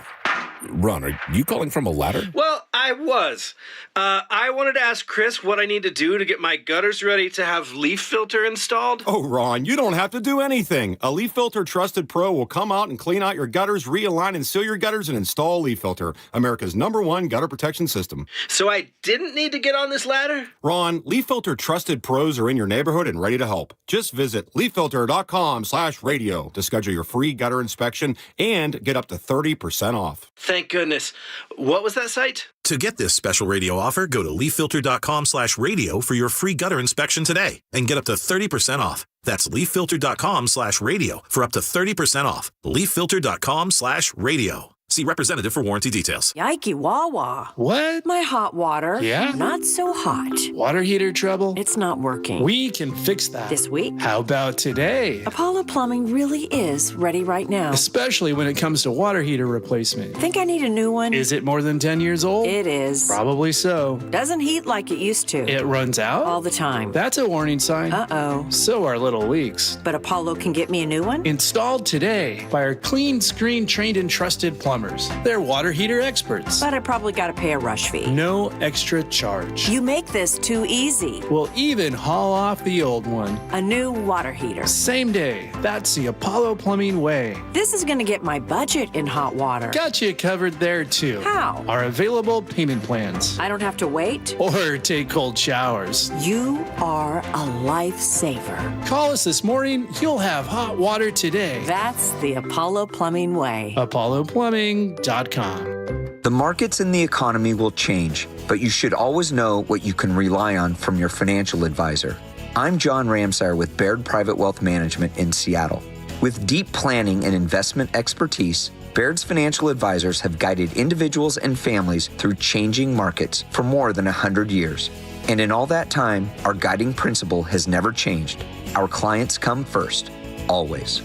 Discover the Baird difference at rwbaird.com/Seattle. Spike O'Neill here. Sharp Vision Modern LASIK and Lens gave me back the perfect vision I had up until a few years ago. Now, never need glasses again. Never developed cataracts. Been about 6 months since my RLE surgery. My vision is better than it's ever been in my life. Sharp Vision Modern LASIK and Lens, privately owned, no corporate shareholders or boardrooms. Dr. Sharp built his business on the principle of always strive to overaccomplish, never overprice. Call 425-451-2020 or go online to sharp-vision.com. That's sharp-vision.com. Official eye care providers of Sounders FC. Hey, it's Brock Ewart here, and you got to take the First Mark Insurance Challenge. It could save you a lot of money and get your family better coverage. First Mark has saved my family thousands of dollars every year. Take the First Mark Challenge. It's totally free. Just simply go to firstmarkinsurance.com. Now, the latest from KIRO Newsradio and MyNorthwest.com. Live from East Lake Avenue. You're listening to Charlie Harger and Manda Factor, Seattle's morning news. It's 6:31. Good morning. 200 National Guard troops are now in Portland after the Trump administration approved their deployment over the weekend. The president says ICE officers are facing threats from what he calls Antifa and domestic terrorists. Demonstrators have converged outside the ICE building, and KIRO News Radio's Luke Ducey is there. Good morning, Luke. Are we seeing any troops on the streets yet? No troops on the street yet. Good morning, everybody. But they are expected here by Thursday. More on that in just a second. I want to tell you kind of what I'm looking at here, give you the lay of the land outside this ICE facility here in Southwest Portland. Relatively quiet overnight. No arrests, no clashes. And this morning it's also quiet. There are just two protesters out in front of the gates here at this ICE facility. And, both sides, it's kind of interesting. Yesterday they were doing this, and this morning as well. They seem to kind of take jabs at each other, antagonize each other just a little bit here and there.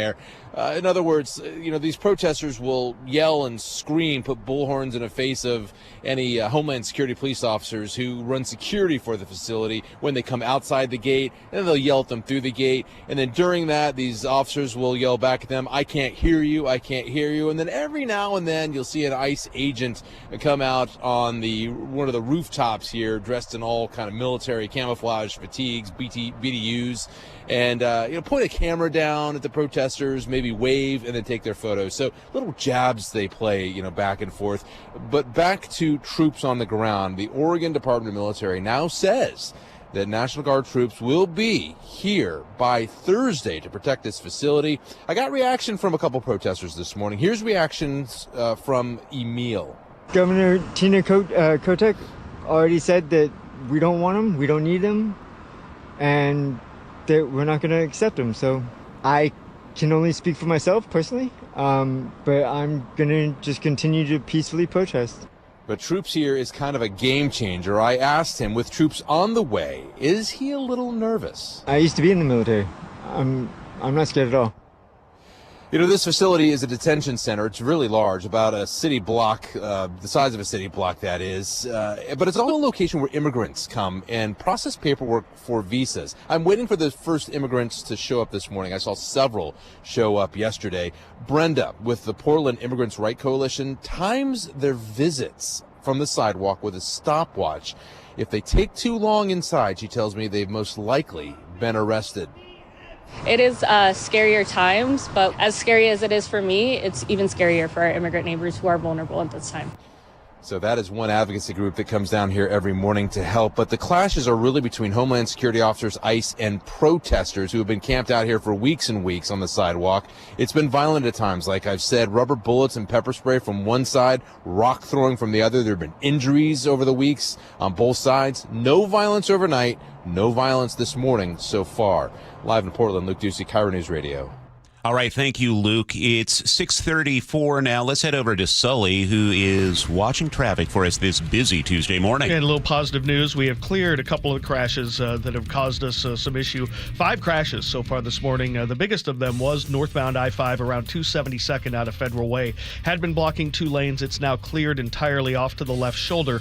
But we still have a lineup that goes about 7 miles all the way back down to about the Port of Tacoma Road all the way up. So it's going to take you 50 minutes from Tacoma to Federal Way. That's a 30-minute delay in and of itself. Then you have another 10-minute delay getting out of Federal Way, but it's getting better from north to south. The travel time from Federal Way to Seattle is about 50 minutes, so you add that together and you've got about an hour and 45 all the way from Tacoma to Seattle, maybe a little bit more. Now we've got a little bit more information on this crash in Auburn. The hot lane or the HOV lane there is blocked, as is the right lane, right underneath the Main Street overpass, just past 18 in Auburn. And that is really slowing down through that area. Then you add that to the normal stuff we have because of the bridge strike a little bit further to the south. And we've got about an hour and 15-minute trip from Puyallup to Renton, about a 30-minute delay for you guys. The crash northbound I-5 in Renton at the Sunset area has moved off to the right shoulder. Still 30 minutes to make the drive there. Coming down from the north end, we have cleared the crash in Canyon Park on southbound 405. And we still have about an hour drive from Everett to Bellevue, about 45 from Everett to Seattle. And it was just volume heading up the hill out of Nisqually. According to my drivers, Olympia to Tacoma's back down to about 45 minutes. KIRO News Radio Real-Time Traffic. I'm Chris Sullivan. And our forecast, we are starting the day with some fog in spots. Otherwise, mostly cloudy start to the day. We'll see showers by afternoon. 66 the high for today. Tomorrow, possibility of some thunderstorms mixed in with some sun breaks and clouds, some showers, 66. And Thursday and Friday, look for highs in the mid-60s with scattered showers and sun breaks. Right now, it's 55 in Seattle.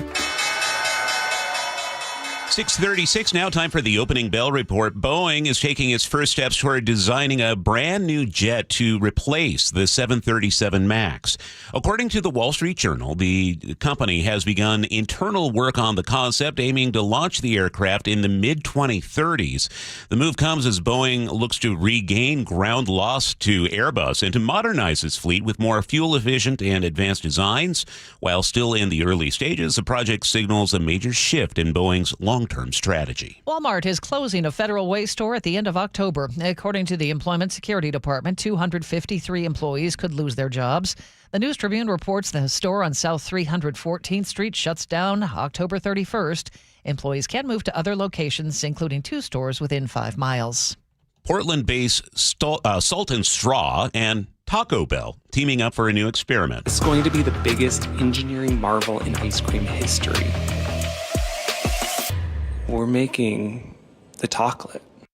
The Toclet features a waffle cone shell filled with cinnamon ancho chili ice cream and served with Taco Bell inspired sauces. I had to go look that up because I was like, oh, hot sauce on that? No, they're like little jams and jellies.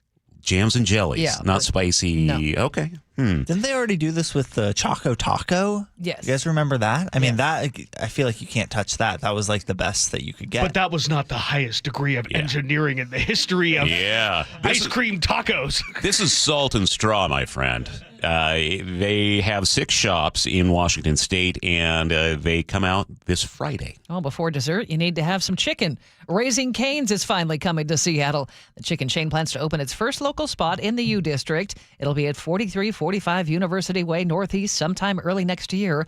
According to the Puget Sound Business Journal, a second location is in the works for Linwood. Raising Cane's started in 1996. They now have more than 800 restaurants, and this will be the first in the Seattle metro area. A long empty spot on Seattle's waterfront getting a fresh start. A new walk-up coffee shop called 70 and Sunny Coffee Company moving in is taking over the old Uptown Espresso space on Pier 70 near the Sculpture Park. Owner Amy Clapper signed the lease last month. This is her first business. She hopes to open by the end of the year. Pier 70 has some history, too. According to the Puget Sound Business Journal, it housed MTV's The Real World cast back in 1998. I remember that one. Well, don't panic if you don't see your Social Security check. It now goes out electronically as of today. After 85 years of sending out paper checks to retirees, the Social Security Administration is transitioning to electronic payments. Paper checks are no more. The SSA instead will send benefits through either direct deposit or a prepaid debit card. The agency says paper checks are 16 times more likely to be lost or stolen. Plus, it says eliminating paper checks is also a cost-saving measure. Checks cost 50 cents each compared to 15 cents for an electronic funds transfer. But the agency says it will continue to issue paper checks to those who have no other way to receive payments. Matt Piper, CBS News. Index seeing the most action on Wall Street as trading opens is the NASDAQ, which is down 87 points. That's 0.4%. S&P 500 is down by 14 points. That's 0.2%. Dow Jones Industrial Average off by 2 points. That is 0.01%. A word for KIRO 7 News in the morning gets you plugged in and connected to our community. Important stories and breaking news happening right now from where you live. Plus, KIRO 7 pinpoint weather and real-time traffic every 10 minutes gets you prepared before you head out the door. Get up, get ready, get going with KIRO 7 News in the morning, 4:30 to 7 a.m. Okay, Sully, what's coming up in traffic? Well, I'm just tracking crash number 7 on our board this morning. I'll break them all down for you coming up next. The opening bell is brought to you by Legacy Group Capital's Northwest Fund. The Northwest's trusted news source, KIRO Newsradio. Police in Federal Way are investigating what appears to be a car explosion. KIRO News Radio's Luke Ducey is live from the neighborhood. I can't tell you enough how crazy this scene is here. Coverage you depend on. A massive police presence in Kent. From voices you know and trust. We have an active fire inside one of these buildings here. KIRO News Radio on 97.3 FM, the app, YouTube, and your smart speaker. If you're a veteran struggling with your monthly bills, VA loan expert Steve Teitler of Best Mortgage has some good news for you. Rates have dropped recently, and this could be a great time for our veterans to think about a cash-out refinance to get out of your high-interest rate debt. For example, one of our clients had a 2.25% VA loan, but he owed more than $155,000 on credit cards and a home equity loan. So we paid off all of that debt and replaced his mortgage with a VA cash-out refinance. And the new VA loan saved him $1,268 per month. So give us a call and see if a VA cash-out refi can help save you money. And remember, with a VA loan, you can buy a home with no money down. And you can help non-veterans as well. That's right. If you have a conventional loan, we'll run the numbers and see if we can help save you money, too. Honest advice you can trust from the VA loan experts, Best Mortgage. Call now, 425-649-6000. Best Mortgage, 425-649-6000. Ready to order? Yes. We're earning unlimited 3% cash back on dining and entertainment with a Capital One Saver card. So let's just get one of everything. Everything? Fire everything. The Capital One Saver card is at table 27, and they're earning unlimited 3% cash back. Yes, Chef!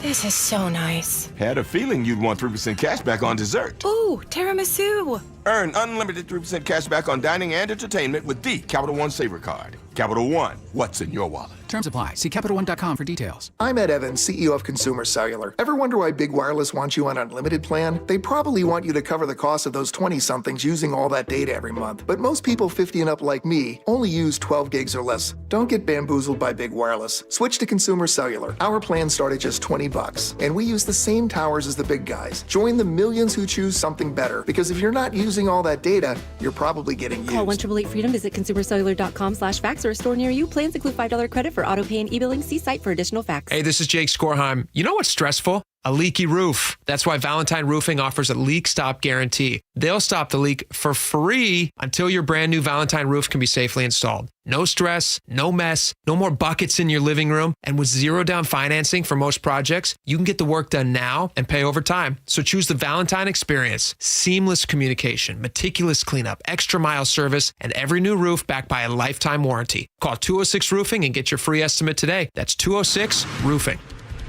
6:43 now. We head over to Sully at the busy traffic desk. Crash number 7 on the board. This one is northbound I-5 heading up the hill out of Fife. Center lane is blocked. That's one of the reasons why we haven't seen much improvement in the travel time from Tacoma to Federal Way. Now that the crash that we had up in Federal Way is gone, so we still have about a 50-minute drive from Tacoma to Federal Way. That is a 30-minute delay through that Fife area all the way up through Federal Way, up through about 272nd where we had that earlier crash. So big-time delays there, and then Federal Way to Seattle still running at about an hour. We also are dealing with not only that bridge strike issue, which has caused a 4-mile backup and a 20-minute delay there through Pacific. We also have this crash right in Main Street in Auburn on 167. The HOV lane and the right general purpose lane are blocked. So we've got an hour and 15-minute trip from Puyallup to Renton, which is about a 30-minute delay. And then Renton to Bellevue is a half an hour. We did have a crash there. Coming down from the north end, we have cleared the crash in Canyon Park. Have about an hour drive from Everett to Bellevue, about 48 to 50 from Everett to Seattle. There are also brake lights up in Marysville. We have a crash on the West Seattle Bridge as well. That's number 6 on our board in the eastbound direction right as you get towards 99. We have 2 right lanes blocked, so that's pretty ugly. Across the lake, though, we're still in fine shape. Olympia to Tacoma is only 45 minutes. We're picking up the pace there after a really heavy start to the morning. KIRO Newsradio real-time traffic. I'm Chris Sullivan. What the heck, Sully? Is it the weather? Or? Yeah, probably. Yeah, it's probably Wet just roads? It's pretty slick and people haven't changed their behavior, following a little too close and maybe a little hydroplane here and there, and bumper to bumper, boom, boom, boom. That's how we go. All right, more showers moving in for the afternoon hours. Until then, mostly cloudy and some fog in spots. 66 our high for today.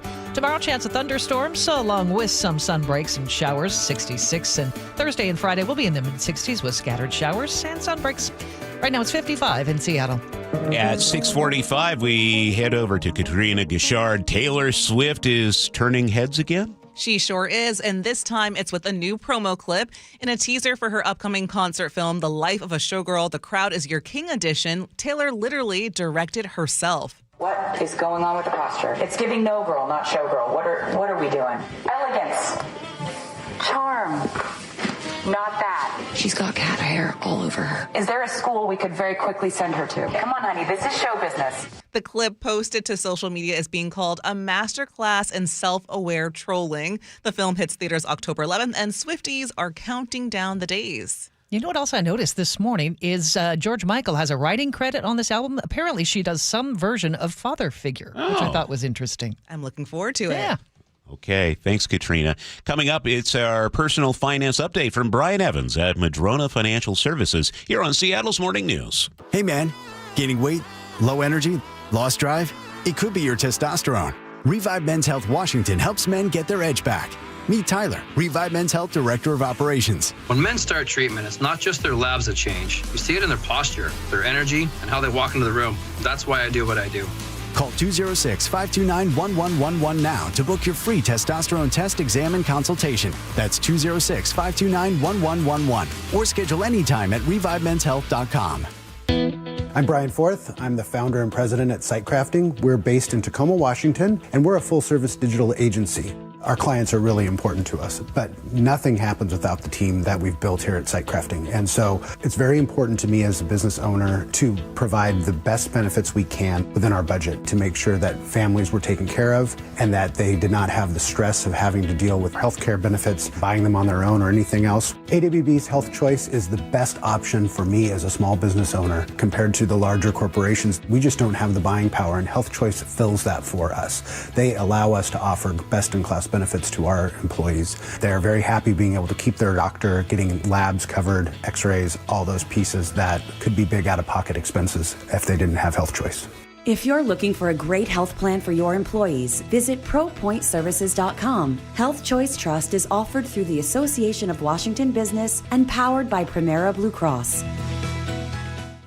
Sheila loves being active, playing tennis, dancing, golfing, running. Those things you kind of need all your body parts working for. So when her knees became too painful to keep doing the things she loved, rather than having surgery, she went to see Dr. Mark Wagner, MD, for stem cell therapy. I've seen so many things that have not gone well when people have had traditional knee replacements, and I'm glad to see that this is becoming popular now. I just think it's a much wiser choice in going through all the things that can go wrong if you start putting something foreign in your body. And this isn't foreign because these are your own stem cells. You've got your own body working for you. It just seemed like a smarter choice to try that first. And so I understand you now call yourself Stem Cell Lady? She did my knees and my shoulders. And if my hips ever go, I'll be back for that. And if they ever start stem celling your brain, I'll be back for that. Okay, no brains just yet. But if it's a shoulder, hip, or knee, before choosing surgery, consider stem cell therapy with Dr. Mark Wagner, MD at Seattle Sports and Regenerative Medicine. Schedule your consultation at drmarkwagnermd.com.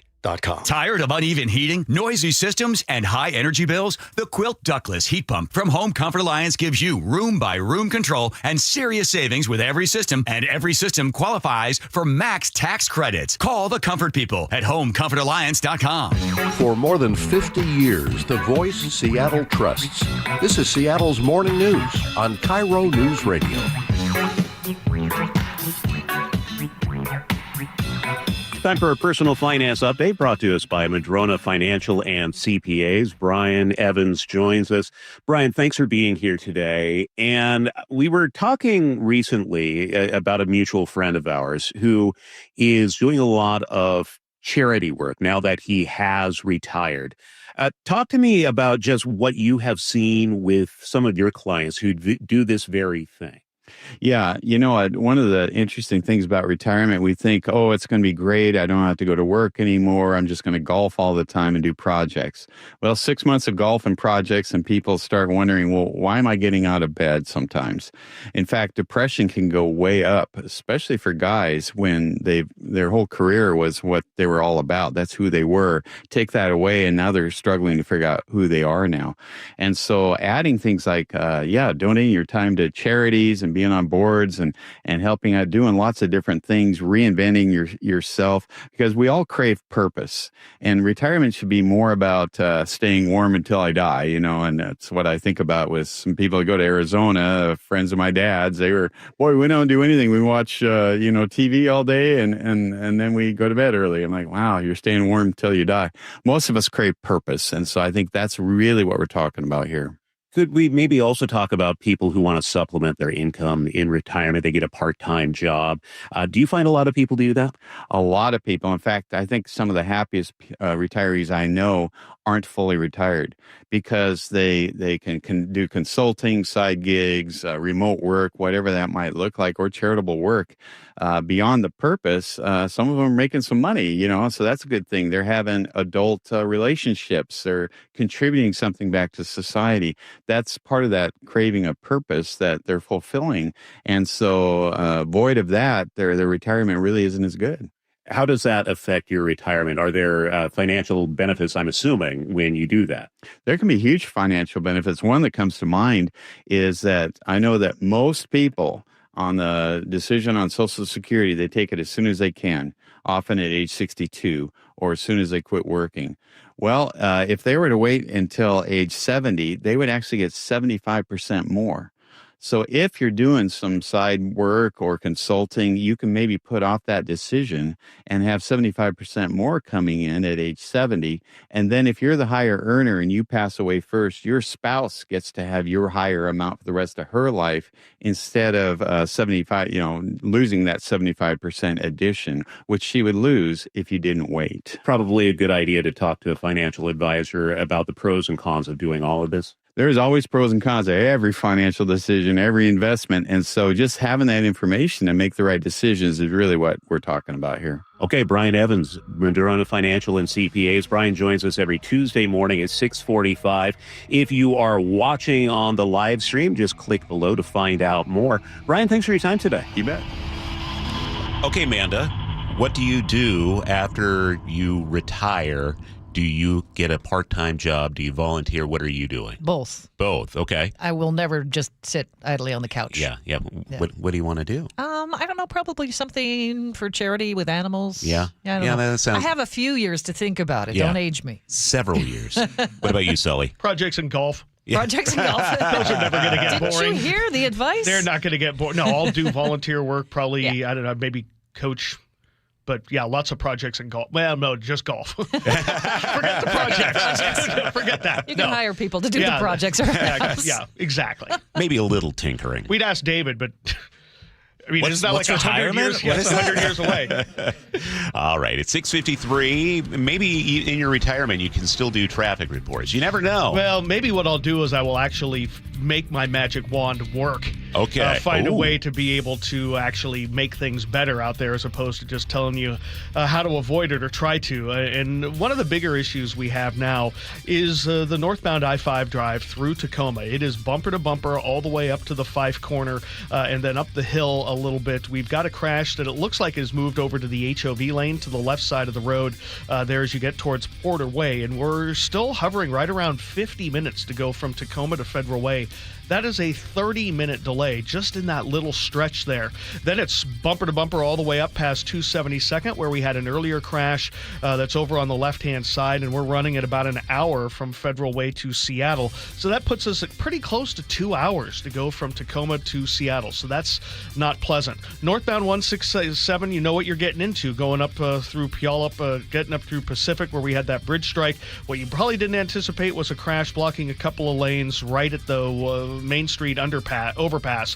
We're got a crash right there and some pretty localized slowing. Then you get up through that. Well, by the way, hour and 15 from Puyallup to Renton. Renton to Bellevue is not too bad. A lot of people trapped further south, so 30-minute drive for you guys. West Seattle Bridge. We now have our second crash of the morning on the West Seattle Bridge. That's crash number 8 if you're keeping track this morning. One's closer to 99. The other one's just over the rise coming down towards Sodo. Coming down from the north end, a relatively average day for you guys, about an hour from Everett to Seattle or Everett to Bellevue. The lake bridges, though, are in good shape. KIRO News Radio Real-Time Traffic. I'm Chris Sullivan. Our forecast, we're going to see scattered showers again by afternoon. Until then, just mostly cloudy and some fog in spots. 66 the high for today. Tomorrow, we might see some scattered thunderstorms and 66. Then Thursday and Friday, mid-60s with a mix of showers and sun breaks. It's 55 in Seattle right now. Coming up in the next hour, KIRO News Radio's Luke Ducey is in Portland this morning outside an ICE facility where protesters are gathering in response to the potential deployment of National Guard troops there this week. We'll check in with Luke after we hear from CBS News.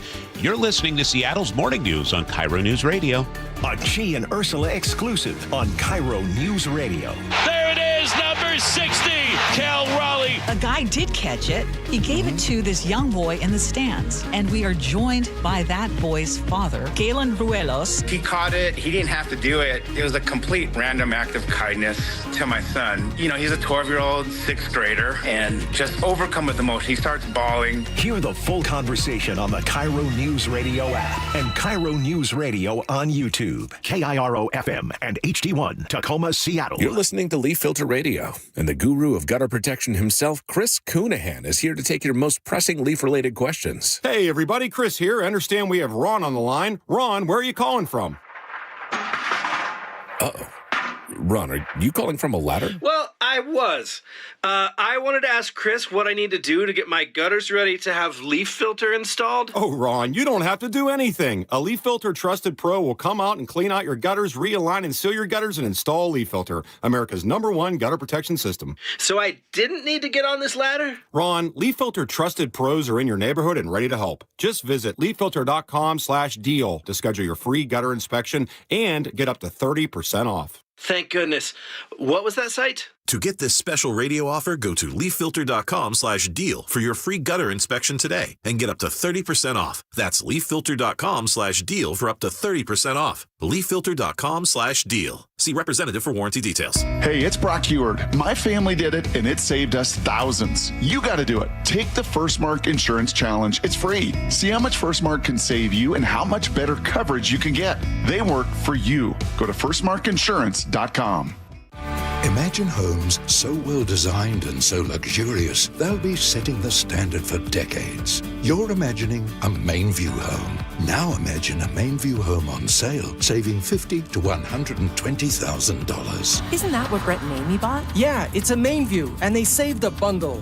What are you doing? Looking at the Mainview website. It's now or never. What's better than a Mainview home? A Mainview home on sale. Mainview communities across the Puget Sound. Your local volunteer fire department routinely answers the call, whether it be a fire, traffic accident, or a cat stuck in a tree. But because of declines in memberships, departments have become understaffed. Your local volunteer fire department desperately needs you. Can you direct traffic, install a smoke alarm, help at a fundraiser? No matter what skills you have, you can make a difference. You don't have to fight fire to be a volunteer. Will you answer the call? For more information on how you can help, visit the Volunteer Firefighter Alliance at supportvfa.org. So my mother is thinking of switching from Verizon to Pure Talk, but she's worried the deal sounds too good to be true. Michael, she said, how can those Pure Talk people offer me the same basic service as Verizon for so much less money? I said, Ma, go ask Google how much Verizon spends on advertising and promotions. A few seconds later, my mother said, oh my goodness, $12 billion a year? That must be a typo. I'll tell you what I told my mom. It's not a typo. Verizon spends $12 billion a year on advertising and promotions, and their customers are paying for it. Well, Pure Talk doesn't spend that kind of money on commercials. Trust me, I would know. That's why they can offer you and my mother unlimited talk, text, and plenty of data on a crazy fast 5G network for just $25 a month. And if you're a business owner, you could really save a fortune. Dial pound 250, say the words Mike Rowe, and you'll get an additional 50% off your first month. That's pound 250 Mike Rowe. Pure Talk. Everything you need and nothing you don't. Hey, it's Jason Rantz. Our local tax expert Greg Nunn wants taxpayers to know the IRS is now going after older cases very aggressively. If you received Form CP-504 from the IRS, do not ignore it. Be proactive and resolve your situation with Greg Nunn, N-U-N-N, None Better Tax Resolution. Hi, I'm Justin Shirley. We offer 0 down, 0 interest, and 0 payments for 24 months on new roofs. Call 866-ROOF-ROOF now. State Roofing and Exteriors. Held to a higher standard since 1968. Your best source for local news. KIRO Newsradio, KIRO FM and HD1, Tacoma, Seattle, Northwest News. This is CBS News on the Hour, sponsored by O'Reilly Auto Parts. I'm Deborah Rodriguez. President Trump is addressing hundreds of U.S. generals and admirals right now at a rare meeting at the Quantico Marine Base in Virginia. We're a team, and so my message to you is very simple. I am with you, I support you, and as president, I have your backs 100%. He followed Secretary of War Pete Hegseth, who declared an end to what he called woke culture in the military. Each service will ensure that every requirement for every combat MOS, for every designated combat arms position, returns to the highest male standard only. Hegseth told top military brass they should do the honorable thing and resign if they don't like his new approach. On his way to the meeting, President Trump blamed Democrats for a potential government shutdown at midnight and furloughs and layoffs that could follow. Well, we may do a lot, and that's only because of the Democrats. And as you know, they wanted to be able to take care of people that have come into our country illegally, and no system can handle that. Democratic leaders left a meeting with the president yesterday without an agreement on a funding plan. Correspondent Nicole Killian says Mr. Trump had a quick response. After President Trump mocked Democratic leaders in a video last night, there is little goodwill on either side, but the Senate may attempt another vote on a government funding bill before tonight's deadline. The video the president posted to social media featured Democrats Chuck Schumer and Hakeem Jeffries in an AI-generated video. Jeffries had a large mustache and a sombrero. There are now 2 hurricanes swirling in the Atlantic. Imelda gained wind strength today north of the Bahamas. Meteorologist Craig Allen. Imelda is going to take a sharp right-hand turn, sort of being pulled by the circulation of Umberto, and will then head on out to sea. But this time, the track is going to be closer to the island of Bermuda. Forecasters expect Hurricane Umberto to rough up surf and rip currents along the East Coast from Florida to New Jersey, potentially through the weekend. Puerto Ricans are defending against critics upset Bad Bunny has been chosen to perform at Super Bowl halftime in February. Tomas Mir, who writes for Rolling Stone, says it shows that Latinos have power. We are a big part of this country, and we are as American as anybody else. As for Bad Bunny, I'm really excited for my friends, my family, Puerto Rico, all the Latino people around the world, my culture. The Dow is up 36 points, S&P down 6. This is CBS News. Think O'Reilly Auto Parts for all your car care needs. Get the parts and service you need fast from the professional parts people at O'Reilly Auto Parts. 7:03 now, and it's a busy Tuesday morning. We check in with Sully at the traffic desk. And to take from one of our listeners, 7 crashes. No. 8 crashes. Thank you, Vampire. Thank you. The count. Yeah, we've had 8 crashes so far this morning. Come on, they need a laugh, guys. It's rough. We're looking at basically a 2-hour drive to go from Tacoma to Seattle. About double the normal travel time. It's a 50-minute proposition just to get you to Federal Way out of Tacoma because of a crash that's still blocking the HOV lane just up the Five Hill near Porter Way. We're back up all the way to the Dome. We had an earlier crash near 272nd on northbound I-5, which also kind of set the tone. So we're just bumper to bumper all the way up through that scene. It's still over an hour just from Federal Way. Hour and 15 from Puyallup to Renton. A half an hour delay there because of that bridge strike issue in the lane reduction, plus a crash we've been dealing with at Main Street in Auburn. You get up through that, not too bad. Renton to Bellevue is actually okay at about 35 minutes. Across the West Seattle Bridge, we've had 2 crashes in the eastbound direction. The latest one is about just down the high rise as you work your way into Sodo. Coming down from the north end, about an hour and 15 from Everett to Bellevue, to about an hour from Everett to Seattle. KIRO News Radio Real-Time Traffic, I'm Chris Sullivan. Now, the latest from KIRO News Radio and MyNorthwest.com. Live from East Lake Avenue. You're listening to Charlie Harger and Manda Factor, Seattle's morning news. Good morning, it's 7:04. Following a weekend order from the Trump administration, 200 National Guard members have been sent to Portland. The president contends ICE officers are under threat from Antifa and domestic terrorists. Crowds have assembled at times outside the ICE facility, and KIRO News Radio's Luke Ducey is on the scene. And Luke, we know things got tense last night between protesters and some independent journalists. What do things look like now? Yeah, things are calm. Nothing like that. And I think things were, relatively speaking, calm last night as far as violent clashes go between protesters and ICE agents and Homeland Security officers here at this facility in Southwest Portland over the last weeks.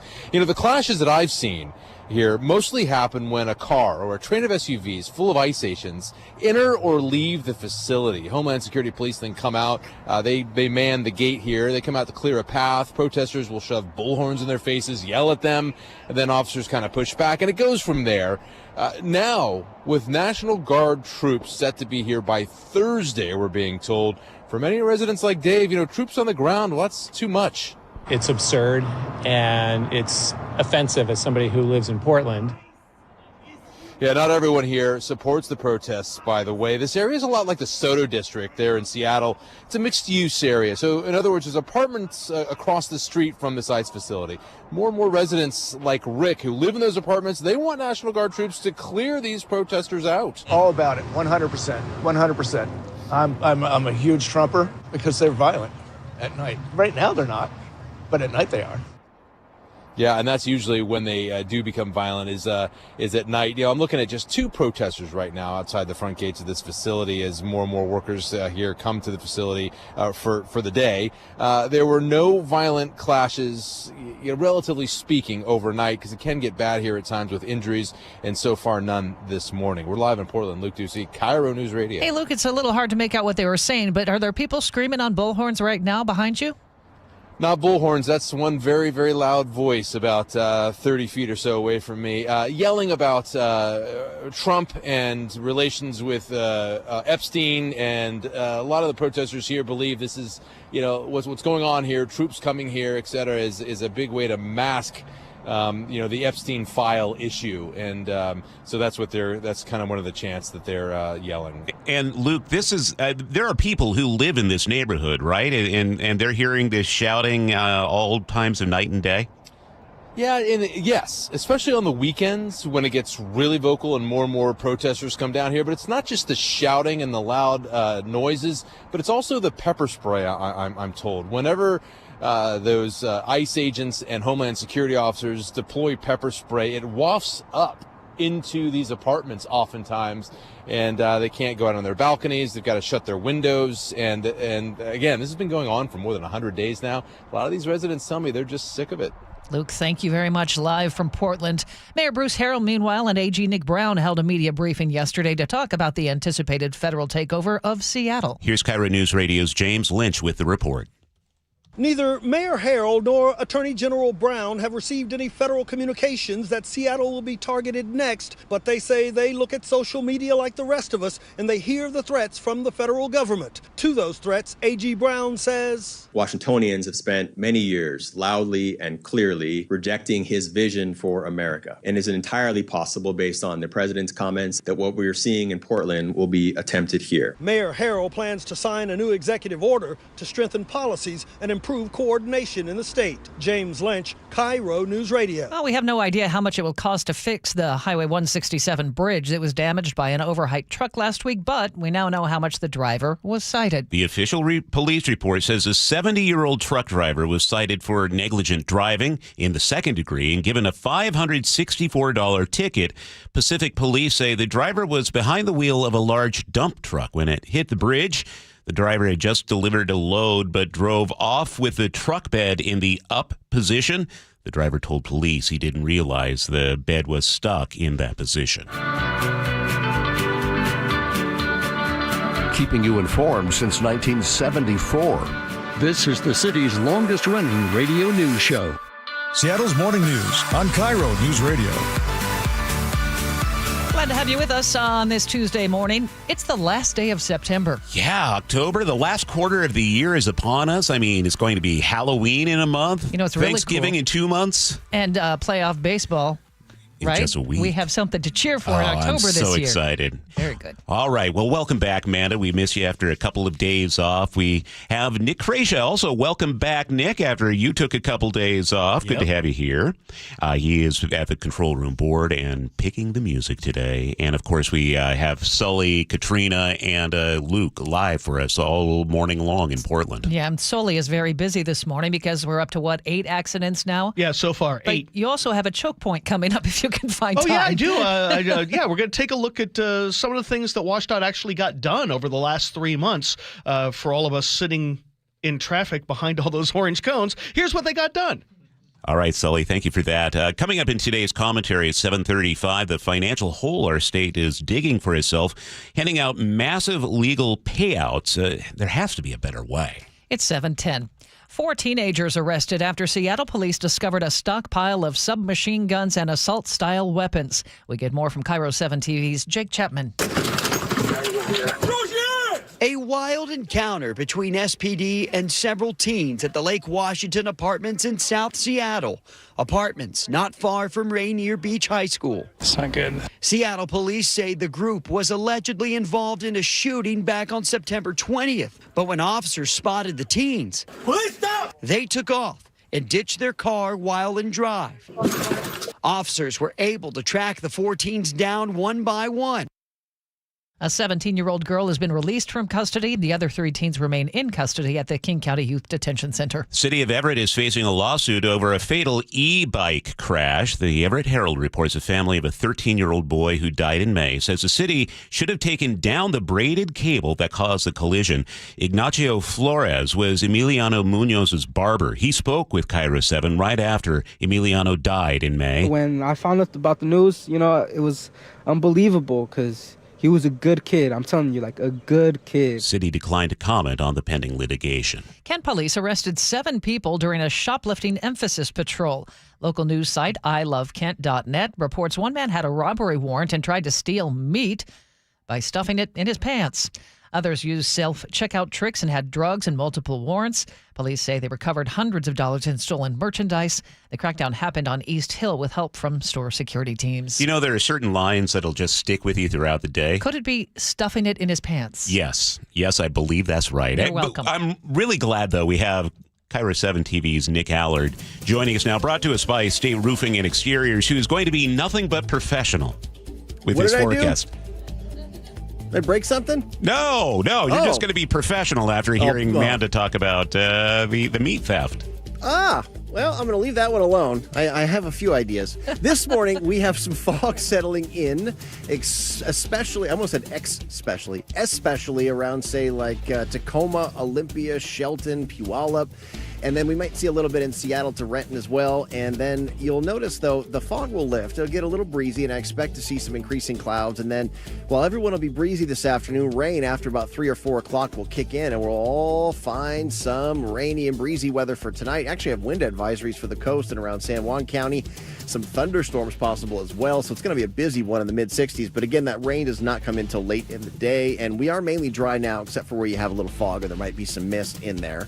Tomorrow, scattered showers, chance for thunderstorms, and I do think it will be blustery again.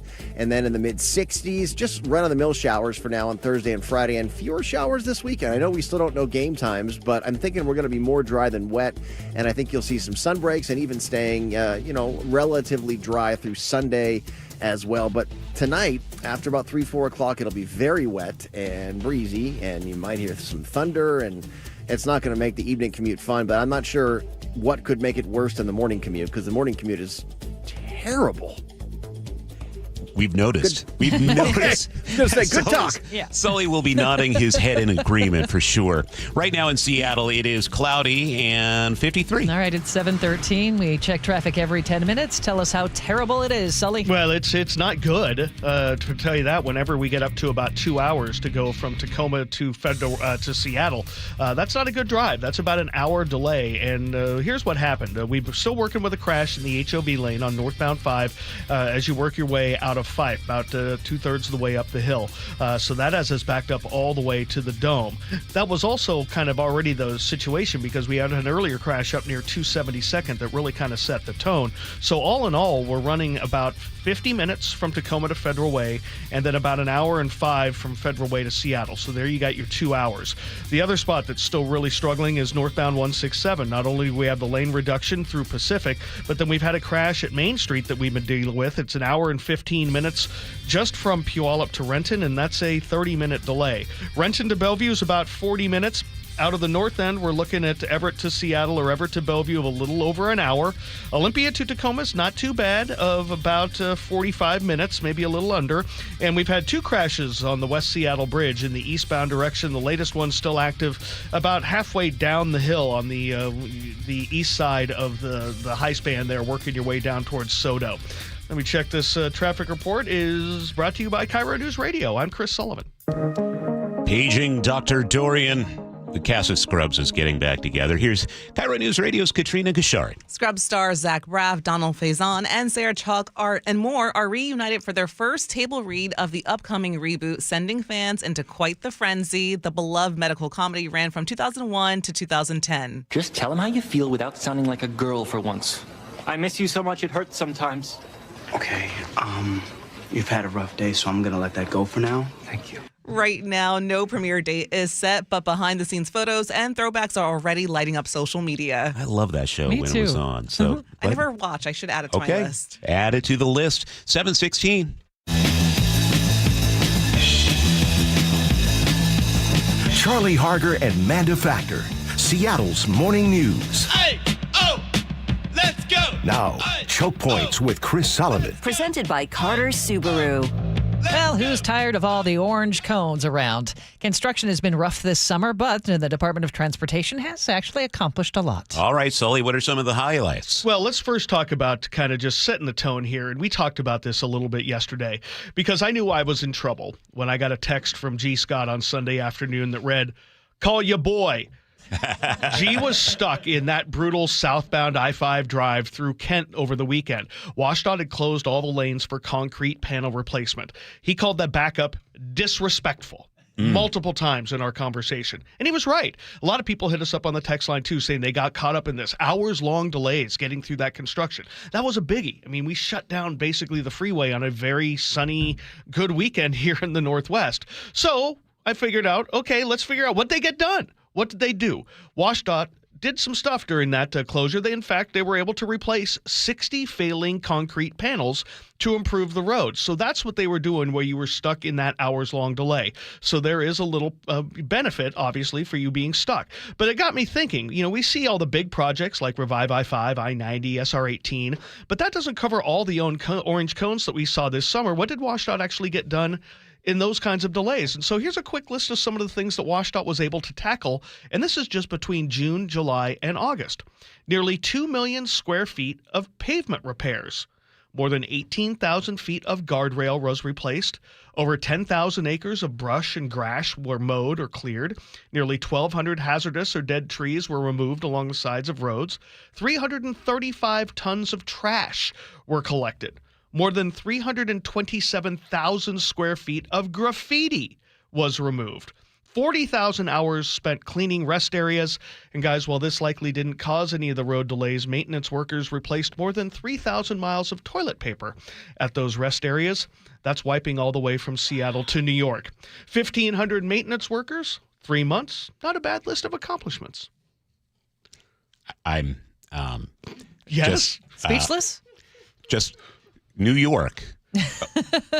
From here to New York, yes. Okay. That's how much toilet paper that they replaced this year, along with all the other stuff they're doing. So they are doing a bunch of stuff, even when when you're stuck in the backups. They are accomplishing a lot. Now those 1,500 maintenance workers will start worrying about keeping roads clear during snow and ice and all that stuff that's coming up too. But yeah, they accomplished a lot over the summer, and plus all those big projects that we've talked about before. I get G's frustration because I got a many texts from my wife who was stuck on Highway 18. There was also the closure there.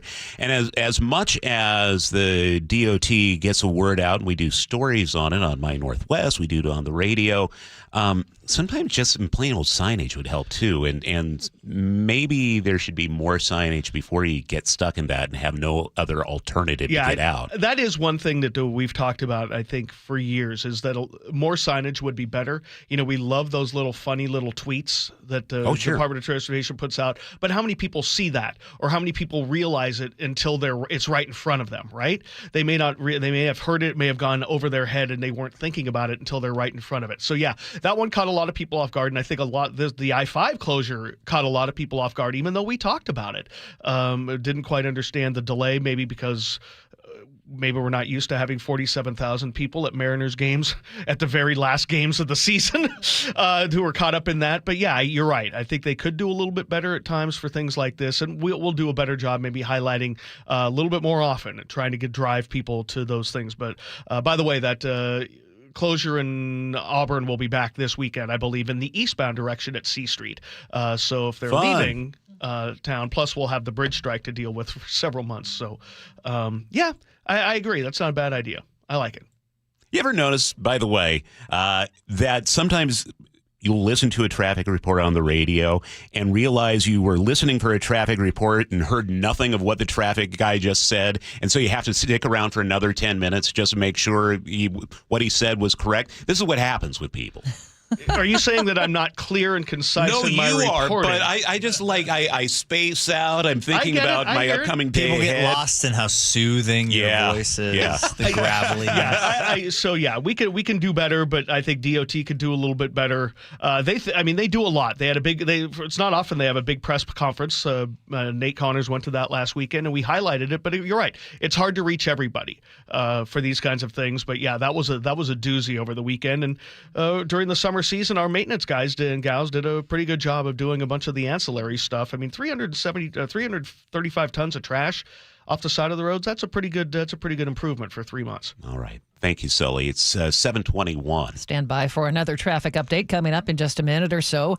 Major League Baseball's playoffs get underway today. The postseason starts with 4 games today. Detroit at Cleveland, the Red Sox visiting the Yankees, Cincinnati taking on the Dodgers, and San Diego at Chicago, where Cubs pitcher Matthew Boyd got emotional when asked about starting a playoff game for his late grandfather's favorite team. Grandfather growing up here, it's cool.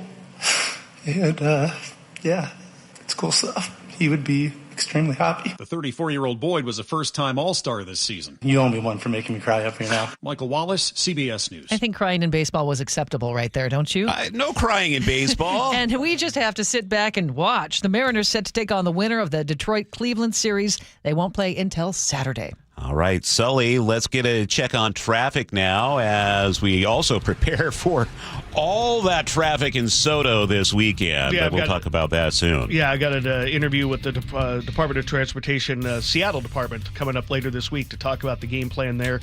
And confounding matters is we don't even know when the games are going to be played. Probably won't find that out till Friday. Yeah, right? That's what we're hearing now, which seems bizarre. We won't find out until that wild card series is over, which I don't know why we necessarily need to know who the winner of that series is before we know the times. Well, maybe because of the regional things, like if we're playing one team or the other, it might work better for their time zone or their fans. Detroit and Cleveland are pretty close, right? Yeah, you're right. They are in the same time zone, aren't they? And of course, the Seahawks game may move 90 minutes to 2 hours on Sunday too. So either way, it's going to be a nightmare getting into the town this weekend. Kind of like it's a nightmare right now trying to go from Tacoma into Seattle. That's about a 2-hour drive, about an hour longer than it should be. The reason we're still dealing with a long-term crash on northbound I-5 right as you get up right at the county line north of Fife, and we're backed up all the way to the Dome, and it's a 50-minute trip to get you up to 320th in Federal Way from Tacoma. That's a 30-minute delay just right there, and then you have an hour from Federal Way on up. So it is ugly. Northbound 167, we have the bridge strike issue to deal with that's created that delay from Sumner up through Pacific. Then this crash we've been dealing with under Main Street has really done a number on the drive. Hour and 15 to an hour and 20 minutes to go from Puyallup up to Renton. That's more than a half an hour behind schedule. Then Renton to Bellevue is about 40 minutes. That's running relatively normal. The lake bridges are still okay.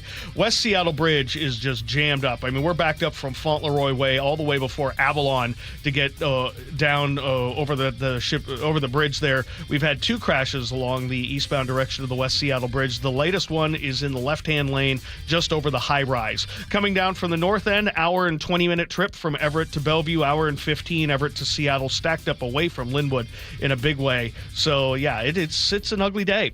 KIRO News Radio Real-Time Traffic, I'm Chris Sullivan. We're going to see some showers again by afternoon. Until then, just kind of foggy in spots with mostly cloudy skies and 66 today. Tomorrow, chance of some thunderstorms and some sun breaks and 66.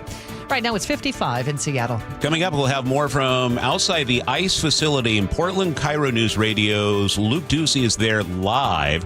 And in today's commentary, how to solve Washington's budget problem. It may start with reconsidering the millions being paid out by the state in lawsuit settlements. This is Seattle's Morning News on KIRO News Radio. KIRO News Radio is right there with you. Thank you so much for hanging out with us. On your smart speaker before you head out the door. We continue to be in recovery mode on northbound I-5. Watch live on YouTube or the KIRO News Radio app. Newfangled idea of having to see the people while they're talking. The office, the gym, wherever you are. Get on the YouTube channel. The whole gang's there. KIRO News Radio. 97.3 FM, powered by MyNorthwest.com. A men's health moment with Revive Men's Health. Low energy, low drive, weight gain, and mood changes can all be signs of low testosterone. Since 2011, Revive Men's Health has treated thousands of men for low T.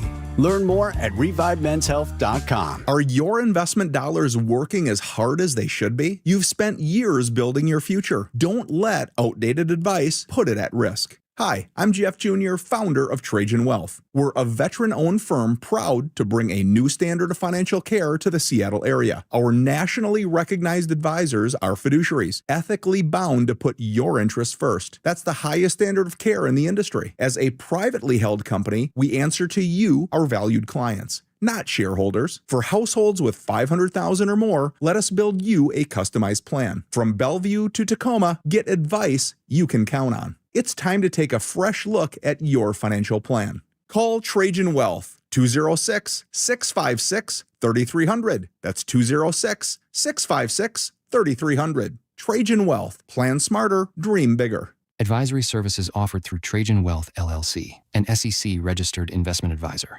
Years of commercial fishing are not easy on the human body. Just ask Anthony. Pulling a lot of fish, it's a very repetitive task. And the consequences were pretty painful. I have torn rotator cuffs in both shoulders, which made it just about impossible to do his job. Fortunately, I'm the captain, so when my shoulders got to a point where I couldn't work the deck, I had others to do that. But he knew that was no way to run a ship. So he went to Dr. Mark Wagner, MD, who suggested stem cell therapy. And before long, all hands were back on deck. After about 30 days, my shoulders are allowing me to do my job without pain. Both shoulders are getting stronger every day. That's a good thing. So you'd recommend stem cell therapy to others, huh? I definitely would. I absolutely am very happy with the results. Whether it's a shoulder, hip, or knee, before choosing surgery, consider stem cell therapy with Dr. Mark Wagner, MD, at Seattle Sports and Regenerative Medicine. Schedule your consultation at drmarkwagnermd.com.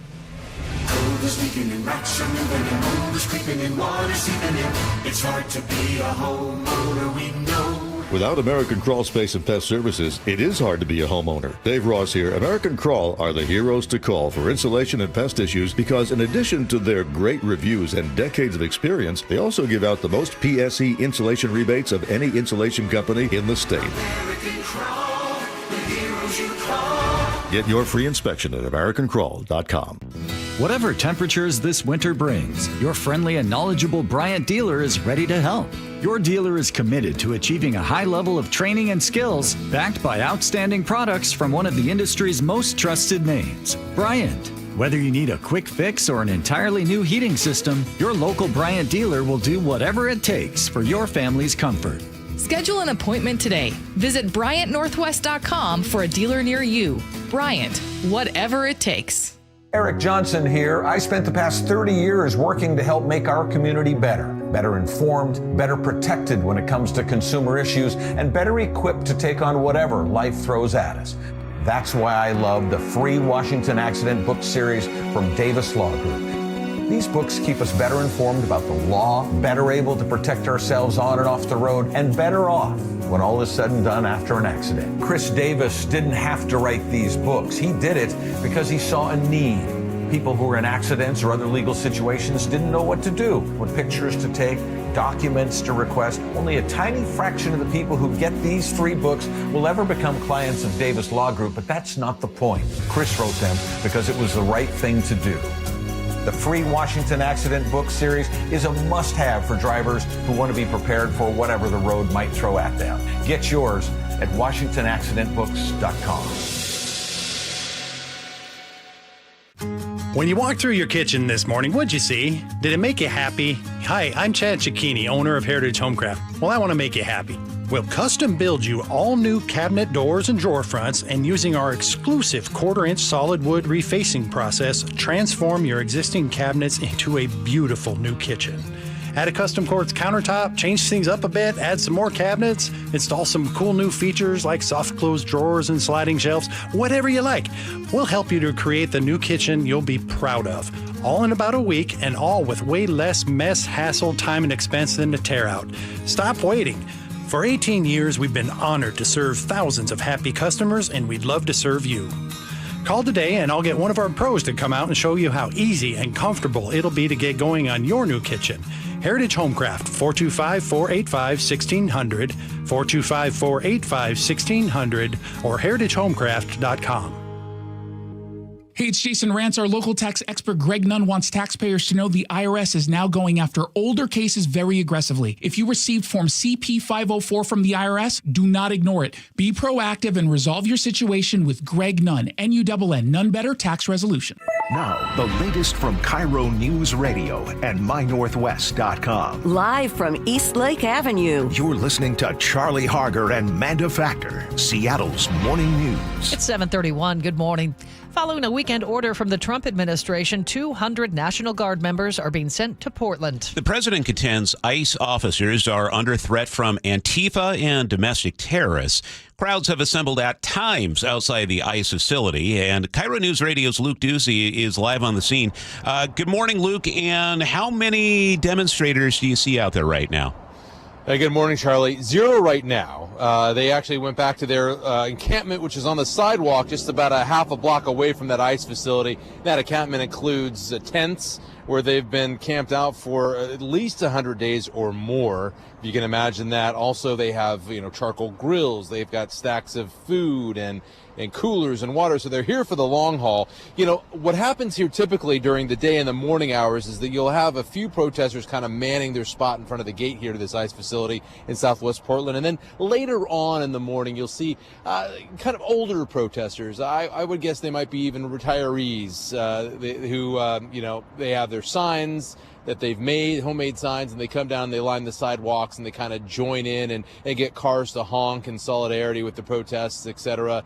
And then at night, when the sun goes down, that's when the real clashes take place, and they become violent at times. And I'll have a little bit more on that in just a bit. But, let's talk about the big news of the day. You mentioned it. Despite a lawsuit filed by the state of Oregon to prevent National Guard troops from being deployed here at this ice facility, an Oregon Military Department spokesperson now says troops will be boots on the ground here by Thursday to protect this facility and ice agents. President Trump has authorized the use of full force if necessary. Not sure what that means. We don't know if these National Guard troops will be armed or not. But for protesters, people like Emil, their protest, he says, will not change. We don't want them. We don't need them. And we're not going to accept them. So, and I also asked him, with troops coming, though, is he a little nervous? I used to be in the military. I'm not scared at all. So there you go. I mean, we're going to see what that looks like. By Thursday, they'll be here. I mentioned those clashes. They have been violent over the weekend, especially on Sunday overnight. There were multiple arrests here. There were exchanges of, at times, rubber bullets and pepper spray from Homeland Security officers who kind of manned the gate here, and ICE officers, and rock throwing from protesters. Over the weeks and months, there have been injuries on both sides. Things are quiet so far this morning. We're live in Portland. Luke Ducey, KIRO News Radio. Thank you, Luke. Following that, we also heard from the Attorney General, Washington Attorney General Nick Brown. He has a message for the Trump administration. We don't need the National Guard here. We don't need the United States military here. We don't need President Trump continuing his reckless and destructive behavior in the great state of Washington. Brown and Seattle Mayor Bruce Harrell addressed the media yesterday. The two men and other elected officials vowed to protect Washingtonians and to fight any attempt to take over Seattle. Well, let's get another check on traffic. We do that every 10 minutes for you, and Chris Sullivan is watching the drive. And this is one of the heavier Tuesdays we've had in a while. We've got a little bit of weather, plus we've had 8 different crashes across the board today. So I think people are getting used to those slick conditions. The biggest drive right now is from Tacoma to Seattle. That drive is 2 hours.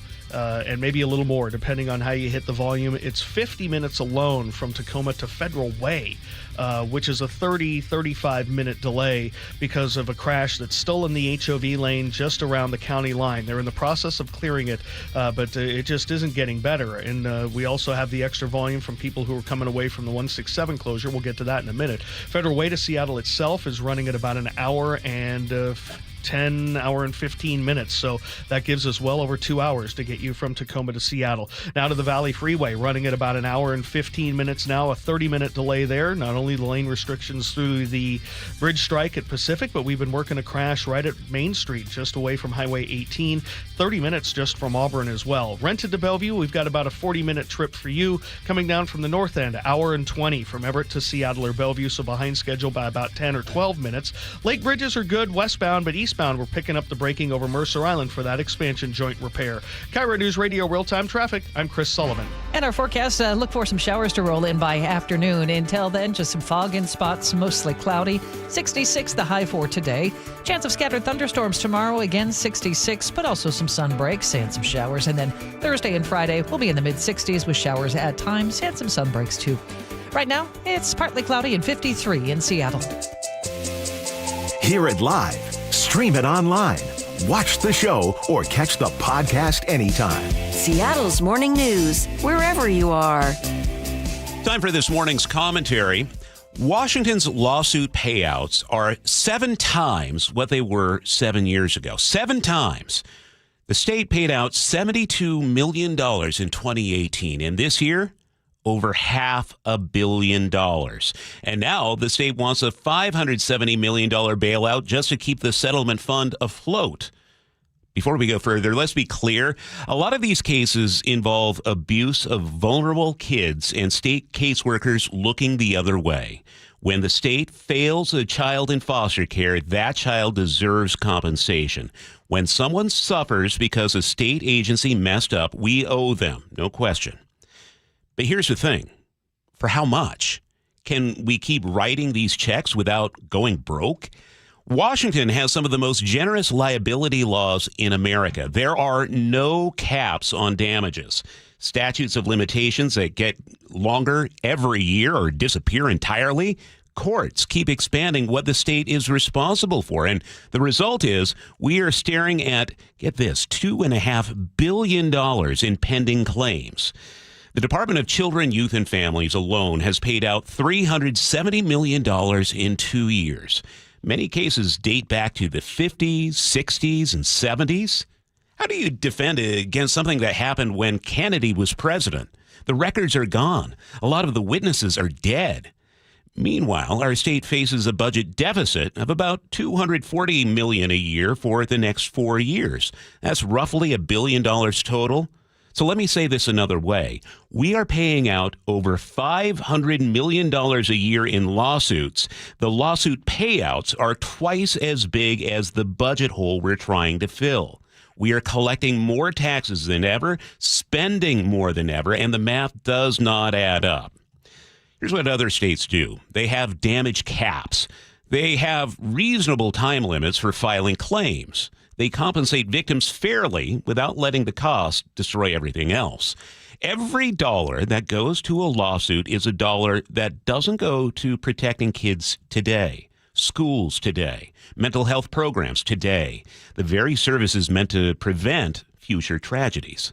We are paying so much for our past failures, we can't afford to prevent future ones. That's not justice. It's a spiral. Washington needs reasonable reform. And let me be really clear here. I'm not saying don't pay victims. I'm saying let's find a reasonable cap, something substantial enough that victims get what they deserve, but not so excessive that it bankrupts our ability to help people going forward. So maybe that's $1 million. Maybe it's $5 million. Heck, maybe it's 10. Other states have figured out numbers that work. Numbers that say to victims, we recognize the harm, we're making it right, without saying the sky's the limit. Some will say any limit on lawsuits hurts victims, and I understand that view. But when the lawsuits bankrupt the programs that protect people, who does that help? So let's be reasonable. Pay what's right, not what is limitless. That is how we protect both justice and the budget.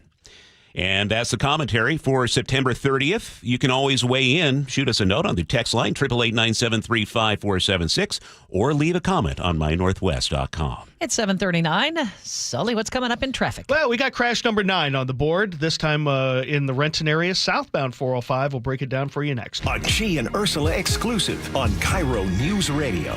There it is, number 60, Cal Raleigh. A guy did catch it. He gave it to this young boy in the stands. And we are joined by that boy's father, Galen Ruelos. He caught it. He didn't have to do it. It was a complete random act of kindness to my son. You know, he's a 12-year-old, 6th grader, and just overcome with emotion. He starts bawling. Hear the full conversation on the KIRO News Radio app and KIRO News Radio on YouTube. Has it been hot in your house this summer? Maybe worried about the cold coming in this fall and into the winter?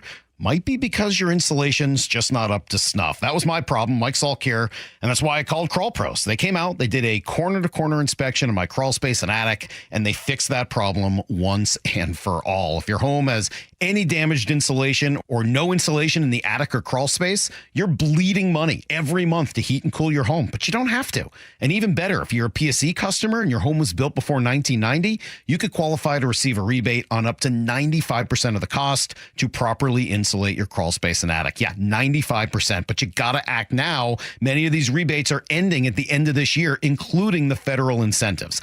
Let Crawl Pros come out and properly insulate your home before the cooler fall weather comes in. If you're worried about critters, mold, water damage, insulation, or anything else related to your crawl space or attic, call Crawl Pros or visit crawlpros.com. Are you looking at senior living options for you or a loved one? If so, you likely have many questions like, what can I afford? How long will my savings last? And if I run out of money, will I have to move out?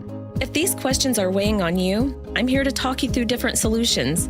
Hi, I'm Amanda from Care Partners Senior Living. At Care Partners, we're focused on offering high-quality, compassionate care at very affordable prices to help stretch and preserve your assets. And if you ever run out of funds and need to convert to Medicaid, you won't have to move. We have vibrant communities throughout Western Washington, Spokane, and Arizona offering independent, assisted living, and memory care. Our caregivers are some of the most loving and genuine people you'll ever meet. Stretch your assets, preserve your estate, and never worry about moving. That's peace of mind and the Care Partners Living difference. Learn more at carepartnersliving.com. Care Partners is excited to announce our newest communities in Port Orchard, Sumner, Snohomish, and North Creek Bothell. Visit carepartnersliving.com.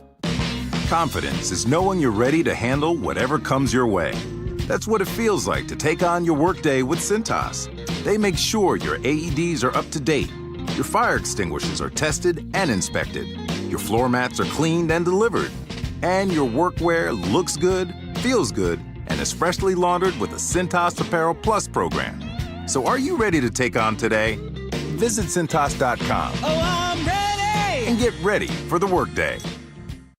Tired of hearing scary radio ads about the IRS? Tax Relief Advocates is different. TRA is here to tell you that if you owe money to the IRS, whether it's $5,000 or $500,000, we have a solution. TRA can eliminate or reduce what you owe to the IRS with zero risk to you. We have over 1,000 5-star reviews on Google and an A+ with a BBB. End your tax nightmare today by visiting TRA.com or call 800-583-6681. That's 800-583-6681. 7:43, and this just into the text line from Dawn in Tacoma. Sully, you're supposed to tell people not to hit each other. Yeah, well, they're also not supposed to tailgate and go too fast on slick roads. But I'll do what I can. There. Don, by the way, since I teased the 9th crash, we've now added number 10 of the morning. Kind of like waiting for Cal Raleigh home runs. Yeah, exactly, except these are coming a little faster. But yeah, pretty good. I hope we don't get to 60. Today, but yeah, the number 9 is southbound 405 right at 30th as you come down the hill into Renton.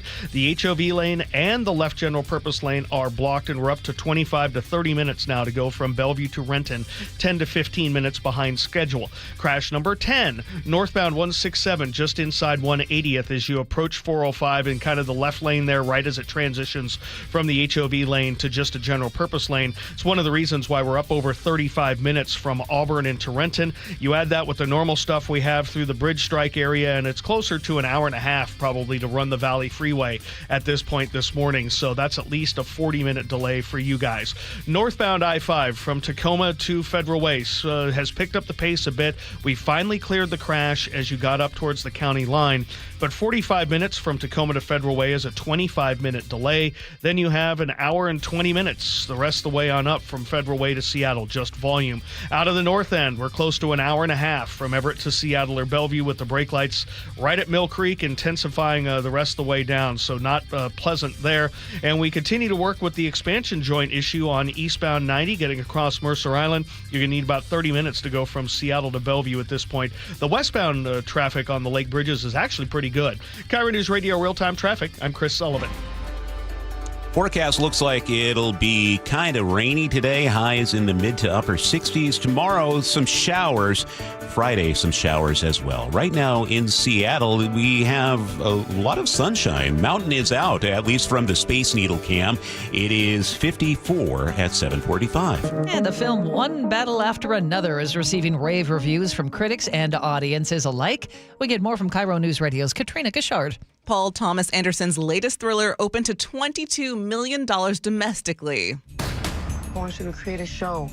This is an announcement on revolution. The message is clear. I'll be seeing you very soon. Not if I see you first. Leonardo DiCaprio and Tiana Taylor star in the film. DiCaprio pushed for Taylor's casting, calling her a lightning rod of talent. I just knew her dynamics and her personality. She's so outspoken. We needed somebody unpredictable with the capability to say and do anything, and she came in and filled that void. And both say working together has been nothing short of dope. Oh, that's still a good thing? Dope? It's still in. Nothing short of dope. I haven't heard that for a while. You're dope. Thank you. So are you. You're dope too, Katrina. Thank you. All right. Coming up on Seattle's Morning News, we'll have more of the day's top stories. It's 7:46. Hey, it's John Curley with some great news. If your home's heating or cooling is uneven, noisy, or expensive, listen up. The Quilt Ductless Heat Pump System from Home Comfort Alliance is changing the game. It gives you room-by-room control and next-gen efficiency, so you're only heating where you need it. That means real comfort and real savings, and every quilt system qualifies for max tax credits. Trusted for 50 years. Call the comfort people today at homecomfortalliance.com. Comcast Business can help turn your small business into a connected, secure, modern business. It's how restaurants become reliably up and running neighborhood favorites. How healthcare offices become the data-protecting caregivers that we all depend on. And how wealth management firms become cyber-securing guardians of your information. With reliable connectivity, enhanced cybersecurity, and Wi-Fi backup, your business can stay connected and get threat-ready with Comcast Business. Powering possibilities. Now through November 16th, new Comcast Business customers can get started with 150 megabit internet plus security for $59.99 a month for 12 months with a 2-year agreement. Plus, ask how to get a $500 prepaid card on a qualifying gig package. Call today. Restrictions apply. Requires enrollment in paperless billing and auto pay with bank account. Early termination fee applies. Equipment, taxes, and fees extra. From the roof to the deck, the siding to the gutters, and energy-efficient windows, State Roofing and Exteriors is your one-stop shop for home protection. With over 55 years serving Western Washington, we don't just work here, we live here. We know what your home is up against when the cold sets in and the rain starts falling. Right now, we're making it easier than ever to get started with 0 down, 0 payments, and 0 interest for 24 months. Call 866-ROOF-ROOF or visit stateroofing.com to schedule your free, no-pressure estimate. State Roofing, the best roof you'll ever need. Seattle's Morning News on KIRO Newsradio. 7:48 now on a Tuesday morning. Reports of an agreement between President Trump and Israeli Prime Minister Benjamin Netanyahu on the terms for a deal with Hamas to ceasefire and return hostages. CBS News reporter Linda Gradstein joins us from Jerusalem right now. This sounds like a good first step. What has Hamas said so far, Linda? Well, Hamas has not officially answered yet. And it seems doubtful to me that Hamas will agree to this. I mean, basically, Hamas one of the points is that Hamas will have no role in governing Gaza in the future, which is Hamas has previously agreed to. It also says that Hamas will give up all of their guns, which is something which they have not agreed to. At the same time, Hamas is under pressure from both Qatar and from other Arab countries to say yes to this deal. There really is a sense, I think, on all sides that the war has kind of run its course. The casualty count in Gaza, you're talking more than 66,000 people killed in the past 2 years, a majority of them women and children. And there is a sense that Israelis want the war to end, Palestinians want the war to end, and Hamas might have to be pressured into it. Have American leaders given any indication what the plan is if Hamas does reject this deal? No, the only thing that President Trump said is that if Hamas does reject the deal, then Israel will have his full backing to do whatever it needs to do. In other words, to continue the assault on Gaza City. Huge parts of Gaza are already destroyed. In the past couple of weeks, more than 800,000 Palestinians have left their homes in Gaza City and moved south to try to get away from the fighting. So I think that President Trump said he will give Hamas 3 or 4 days to respond. There is a report by someone close to Hamas that told the Reuters news agency that they are tending towards saying yes to the deal, but I'm not able to confirm that. Linda, how's the rest of the Middle East reacting to this potential deal? I think the rest of the Middle East is very supportive of this deal. I mean, Arab countries, which will be involved in trying to have some sort of, governing body that will together be responsible for Gaza, is very positive. Qatar has been positive. Turkey, Egypt, all of the countries that would be directly involved in trying to create something out of Gaza after 2 years of, constant war. What is the mood in Israel right now about the end of this war, of it coming to an end? We just see in the States often the party line from Netanyahu, but what are average people telling you, Linda? Oh, average people very much want the war to end. I mean, consistently 3/4 of Israelis believe there should be a deal. The advantage of this plan is that all 48 hostages, both alive and dead, about 20 of them are believed to still be alive, will be brought home within 72 hours. So it's not that there will be one released at the beginning and then 6 months later another 2 or 3. All of the hostages are freed. And I think for Israelis, that's their number one consideration. There's also a sense that the current military onslaught of Gaza City is not going to achieve anything that hasn't been achieved in the past 2 years. And Israelis are just really, really tired of the war, and they just want it to end. I mean, there's this sort of heaviness, I think, in the country. And since the Trump plan was announced, last night, I think there really is a sense of optimism, something that would bring home these hostages. Some of them were Israeli soldiers, and some of them were people who went to dance at this Nova music festival.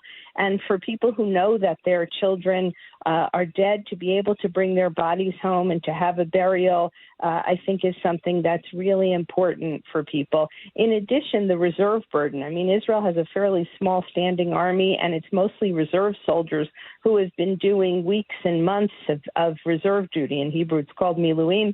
And there's now an increase in marriages breaking up and businesses going under. So I think that the majority of Israelis just want this to end. We'll be watching. Linda, thanks so much for your time this morning. CBS's Linda Gradstein with us from Jerusalem. 7:53 now, and Chris is watching traffic. And this is one of those days where you're going to be 25 minutes late before you even walk out the front door.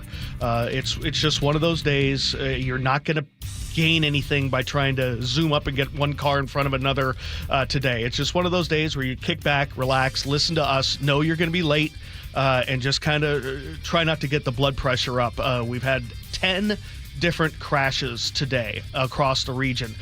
So just keep that in mind. One of the bigger ones we're still working with now is on southbound 405 as you make your way down towards 30th in Renton. The HOV lane and the left general purpose lane are blocked, and we're up to a 30-minute trip from Bellevue down into Renton. That's a 20-minute delay. Still have a 30-minute delay on northbound I-5 from Tacoma to Federal Way. That drive at 45 minutes because of an earlier crash that cleared not too long ago, and then about a standard hour and 20-minute trip. So that puts it from Federal Way to Seattle. So that's 2+ hours from Tacoma to Seattle. Looking at northbound 167, a new crash up inside of 180th, right near 405 in the left lane. 35 minutes from Auburn, an hour and 20 all the way from Puyallup. That's also with that bridge strike issue to deal with. Out of the north end, triple digits. Everett to Seattle or Bellevue, hour and 40-minute trips now. That's +20 as well. And we're dealing with the expansion joint issue getting across the lake on eastbound 90. 30 minutes from Seattle to Bellevue. That's +20. KIRO Newsradio real-time traffic. I'm Chris Sullivan. Fog in spots this morning, otherwise partly cloudy. Some showers rolling in by afternoon, and our high today, 66. Right now it's 53 in Seattle. Still ahead, we check in again with KIRO News Radio's Luke Ducey. He is live outside the ICE facility in Portland, where President Trump is about to deploy National Guard troops. That's on the way here on Seattle's Morning News. This is Chris Davis with the Davis Law Group. Did you know that a pedestrian does not have to be crossing the street on a marked crosswalk to have a successful legal claim against the driver? Pedestrians can even be partially at fault for a collision and still have a valuable claim. Call us today for a free consultation or get my free book on pedestrian accident law at washingtonaccidentbooks.com. That's Davis Law Group, better service and even better results. I'm Macy House with Baird Global Investment Banking. In today's markets, global financial capabilities aren't worth much without personal attention to your priorities. Baird Banking, Research, and Private Equity professionals are located across 3 continents, sharing more than investment expertise. As employee owners of our firm, we all have a personal stake in your success, here in the Pacific Northwest and around the world. Discover the Baird difference. Visit rwbaird.com/Seattle. So my mother is thinking of switching from Verizon to Pure Talk, but she's worried the deal sounds too good to be true. Michael, she said, how can those Pure Talk people offer me the same basic service as Verizon for so much less money? I said, Ma, go ask Google how much Verizon spends on advertising and promotions. A few seconds later, my mother said, oh my goodness, $12 billion a year? That must be a typo. I'll tell you what I told my mom. It's not a typo. Verizon spends $12 billion a year on advertising and promotions, and their customers are paying for it. Well, Pure Talk doesn't spend that kind of money on commercials. Trust me, I would know. That's why they can offer you and my mother unlimited talk, text, and plenty of data on a crazy fast 5G network for just $25 a month. And if you're a business owner, you could really save a fortune. Dial pound 250, say the words Mike Rowe, and you'll get an additional 50% off your first month. That's pound 250 Mike Rowe. Pure Talk. Everything you need and nothing you don't. Your best source for local news. KIRO Newsradio. Northwest News. GLP-1 weight loss medications are powerful, but without medical oversight, they can also be risky. At Longevity Medical Clinics, we don't believe in shortcuts. We believe in real medicine, real monitoring, and real results. Our GLP-1 weight loss program is personalized to your biology with lab work, ongoing adjustments, and medical professionals guiding you every step of the way. Here's the truth. These medications can suppress appetite and help you lose weight. But if no one is monitoring your heart, your blood sugar, or your overall health, you could be putting your body at risk. That's why we test, track, and fine-tune so your results are safe and sustainable. If you're serious about losing weight and you want to do it the right way, Longevity Medical Clinic is here to help. We combine the power of modern medicine with the confidence of medical oversight so you can focus on feeling better, stronger, and healthier. Call 866-86-YOUNG or visit lmclinic.com to schedule your free health analysis. Longevity Medical Clinics. Did you know that nearly half the homes in Western Washington are not properly insulated or not insulated at all? That may be the reason why your home is way too hot in the summer and way too cold in the winter. It may also be the reason that your energy bills are sky high. Right now, Insulation Northwest is offering a free inspection of your home's insulation. This is a $199 value and it's absolutely free, no obligation. Just call today and Insulation Northwest will arrange a time that works with your schedule. We'll perform a thorough exam of your home's insulation and give you the advice you need to start saving thousands. Everyone who calls today will also receive a free infrared screening of your home using the latest technology. This will help reveal any hidden flaws in your home's protective energy blanket. What do you have to lose? It only takes about an hour and it's absolutely free. Call Insulation Northwest today, the real insulation company. InsulationNorthwest.com. Open enrollment for Medicare is coming up. Are you ready? Herb Weisbaum, the Consumer Man here. Get organized early with a Medicare Jumpstart Toolkit from the Insurance Commissioner's Sheba program. Order your free copy today at insurance.wa.gov. Your best source for local news. KIRO News Radio. KIRO FM and HD1. Tacoma, Seattle. Northwest News. This is CBS News on the Hour, sponsored by Progressive Insurance.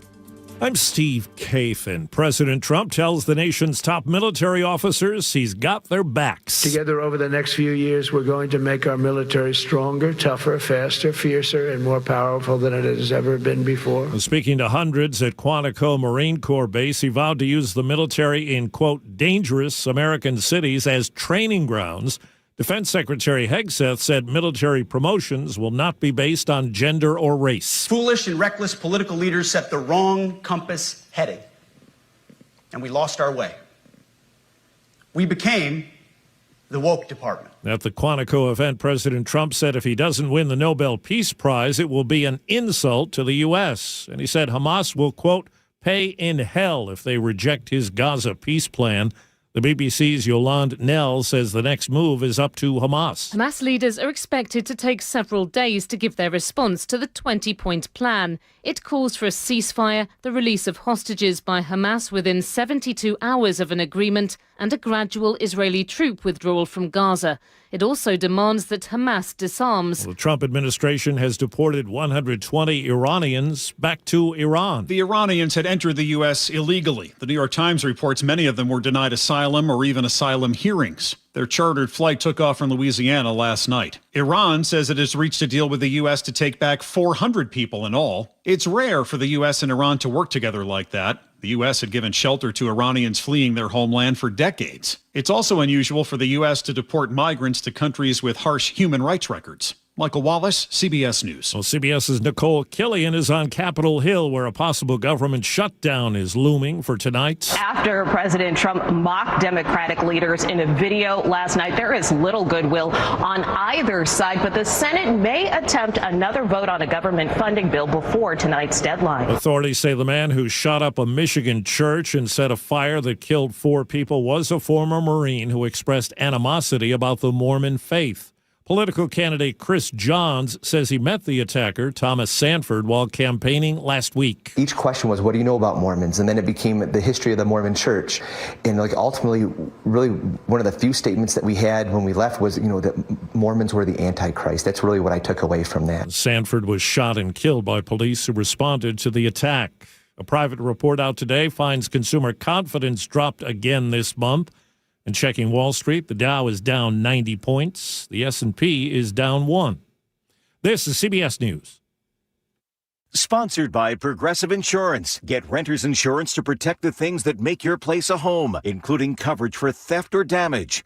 Visit Progressive.com. It's 8:03 on one of the busiest Tuesday mornings I can remember in quite a while. Here's Sully at the traffic desk. Yeah, we're up to 10 significant crashes that I've counted this morning. Most of them have been from Seattle south, but we did have 2 on the West Seattle Bridge earlier this morning, too, that really kind of put us behind. But the biggest issue right now is still the drive through Tacoma up towards Fife and towards 18. We had a long-term crash that was blocking the HOV lane right at the county line, and we're still bumper to bumper from the Dome, but it's trying to get a little bit better from Federal Way south. We still have about a 40-minute trip from Tacoma to Federal Way, but that's a 20-minute delay, a little bit better than where we were. Then you have an hour and 20 all the way from Federal Way to Seattle. Relatively average on that drive, but we're back well under 2 hours now from Tacoma to Seattle, which is certainly a positive situation.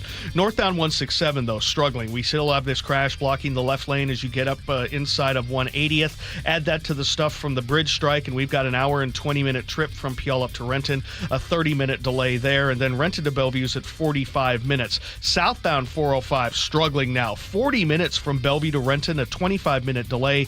HOV lane, left general purpose lane blocked for this crash at 30th, and we have about a 20-minute delay across the lake because of expansion joint work on Mercer Island. Eastbound 90 running at about 40 minutes to get you from Seattle to Bellevue. Oh, yeah, and just a garden variety hour and a half from Everett to Seattle or Bellevue. Yeah, it's rough. KIRO Newsradio Real-Time Traffic, I'm Chris Sullivan.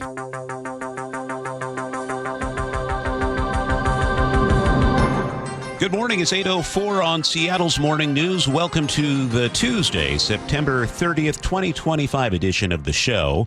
I'm Charlie Harger with Manda Factor. Following a weekend order from the Trump administration, 200 National Guard members are being sent to Portland. President contends ICE officers are under threat from Antifa and domestic terrorists, and crowds have assembled at times outside the ICE facility. KIRO News Radio's Luke Ducey is live on the scene. Luke, what are you seeing there this morning? Good morning, everyone. Yeah, live outside this facility in Southwest Portland. Not much activity right now. Earlier this morning, there were a couple protesters here and there that were making, being very vocal, yelling at ICE agents and Homeland Security officers through gates at the facility, but not right now. I do want to point out, though, if you're watching on our YouTube feed, I've got video that I shot from just earlier of a confrontation between one of those protesters this morning and a Homeland Homeland Security officer, a couple of them. This is pretty typical if you're watching of what happens. Every now and then, you can see there's like a blue line there between the sidewalk and the pavers where that goes up to the front gate there at this facility. You can't cross that. In fact, there's lettering on the blue line that says this is government property. Do not cross this line. You'll be arrested. Now, over the weekend, a lot of people did cross that line, and that's why there were multiple arrests. That was part of the protest as well. But you'll see this protester this morning also put some signs up on a small brick wall there in this video. So those officers were telling that protester, you got to take those down. You got to step back across that line or you will be arrested. The protester was yelling back at those officers. Pretty typical confrontation. But will that change is the big question. You mentioned it earlier. The Oregon Department of Military now says the National Guard troops will be boots on the ground here at this facility to protect this facility by Thursday. You know, this facility is not just a detention center, though. It's also a location where immigrants come and process paperwork for, say, like visas. In fact, they just opened the door to this facility, and I saw at least one immigrant go inside with a representative, tried to go in with someone who looked like his mother. But policy has changed here. Apparently, you were able to go in with a mother, a father, a spouse, or a loved one for support, but they no longer allow that. The government doesn't. So it's someone that goes in there by themselves usually, or with an attorney or someone like that. Brenda with the Portland Immigrants' Rights Coalition here, she times their visits, and I see that group outside right now on the sidewalk with a stopwatch, and they tell me if people take too long, that most likely they've been arrested inside. Tensions are increasing, and one of the things that we do decide is immigrants still have check-ins, and so as you see here, the ICE office is still open. Folks still have check-ins, and so despite whatever is happening, we are here to protect our immigrant neighbors, and the way that we protect them is having the resource table here. It is scarier times, but we are going to show up for our neighbors who, as scary as it is for me, it's even scarier for our immigrant neighbors who are vulnerable at this time. So you've got kind of two stories going on at once here. Immigrants trying to work on their visas and the scariness that could be if they're detained at this facility right here, but also clashes between Homeland Security officers and ICE and protesters who have been camped out here for weeks, violent at times. They were this weekend, and in the past months there have been rubber bullets and pepper spray being used by one side, rock throwing by the other. No violence, however, overnight or this morning so far. But National Guard troops apparently are now on the way. Live in Portland, Luke Ducey, KIRO News Radio. Meantime, Seattle Mayor Bruce Harrell and Washington Attorney General Nick Brown held a media briefing to discuss what is happening in Portland and what could potentially happen in Seattle. We get that part of the story from KIRO News Radio's James Lynch. Mayor Harrell and A.G. Brown were joined by other elected officials to send two messages. One to Washington citizens that they will be protected from federal overreach, the other to the Trump administration. Here's Seattle Mayor Bruce Harrell. There are no insurrections here. So I repeat, our message to this president is very simple. Stay out of Seattle. Harrell plans to sign his own executive order in the coming days to strengthen policies and improve coordination between state and local governments.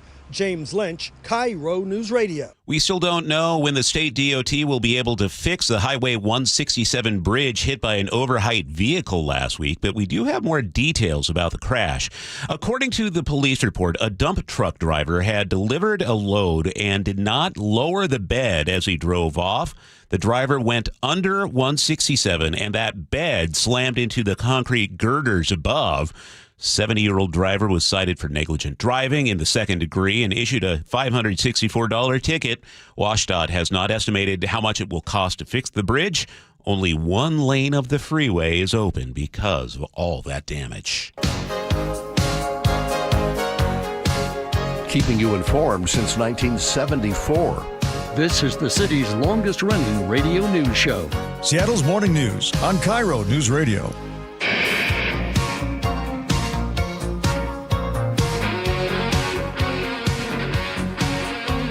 You guys know you're doing a radio show, right? Hi. You're bopping your heads. I mean, YouTube is loving it. I can't come up with the title. What song is this? You wear sunglasses at night? Corey Hart. So you can. Yeah. Thank you. This was popular during my first season of Daily Doubles in high school. Oh, my goodness. So this was playing as I was going to school at 5 in the morning for my first set of Daily Doubles. Back, that would have been 85. A while ago. Yeah. Did people see in color, or was it still black and white back then? Silly. I'm not really sure, but we were so cool. We wore our sunglasses at night. Very good. He's Charlie Harger. I'm Manda Factor. It is Tuesday, September 30th. And we have a busy hour in front of us. Of course, we have Luke Ducey live in Portland throughout the day. Protesters are out and active at times this morning, and we also have the wet roads keeping Sully busy today. And he also has a choke point coming up. Also, New York Times investigative reporter David Farenthold weighs in on the threat of a government shutdown. And at 8:47, G. Scott stops by with a little fall perspective on all this wet weather that's starting to settle in. It's 8:11. Newly released body cam video shows Seattle police chasing and arresting 4 teenagers packing heavy-duty weapons and ammunition. KIRO 7 TV's Jake Chapman reports this happened at an apartment complex near Rainier Beach High School. Seattle police say the group was allegedly involved in a shooting back on September 20th. But when officers spotted the teens, police stop! They took off and ditched their car while in drive. Officers were able to track the 4 teens down one by one. On the ground. So 4 teens were arrested, 2 16-year-old boys, a 16-year-old girl, and a 17-year-old girl. The 17-year-old's been released from custody. The other 3 teens remain in custody at the King County Youth Detention Center. Kent police say a shoplifting crackdown led to 7 arrests. One suspect even tried to hide expensive meat in his pants. Local news site ilovekent.net reports the operation happened on the East Hill with help from store security.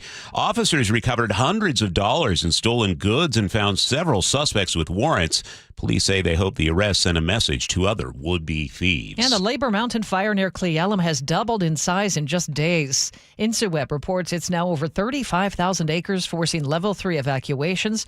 Highway 97 is closed for 30 miles near Blewett Pass. At 8:12, let's get a check on weather, brought to you by State Roofing and Exteriors. Here's KIRO 7's Nick Allard. A lot of cloud cover and fog to start the day, and it will eventually become breezy as the fog lifts, and we'll find some increasing rain, but not until about 3-4 o'clock. So increasing rain, increasingly breezy.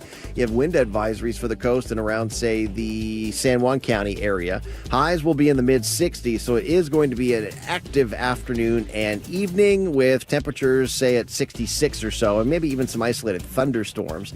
I'm thinking tomorrow we're going to see blustery weather, scattered showers, maybe a few thunderstorms as well, and then still some showers Thursday, Friday, but fewer this weekend with drier conditions, some sun breaks and highs in the low 60s. Much better baseball weather, but tonight is going to be active.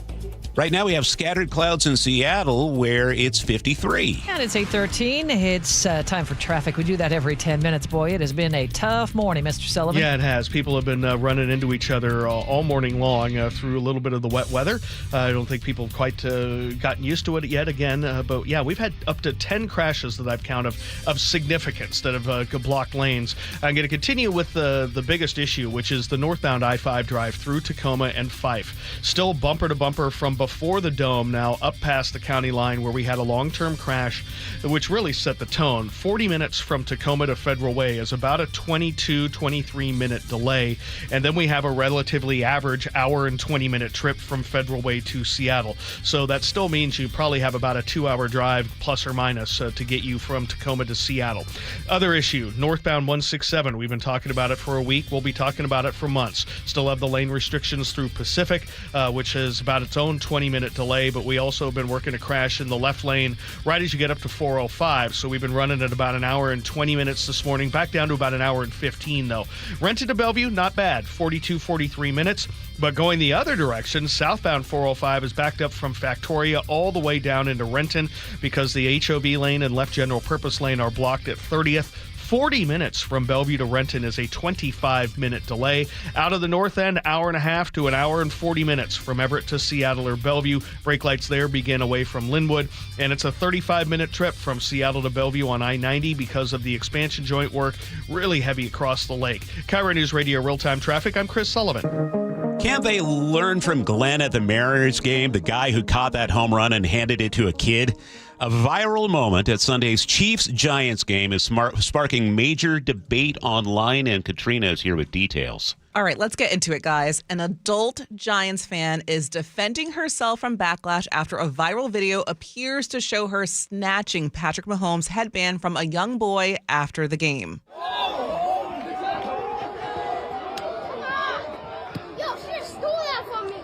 Okay, you hear him say, yo, she just stole that from me. All right, so this clip lit up social media with many accusing the woman from stealing from a child, and now she's speaking out about it. It is what it is. Make your son a tough man, because we're trying to make everyone a little too weak in this world today in 2025. It is what it is. You don't get everything you life happens.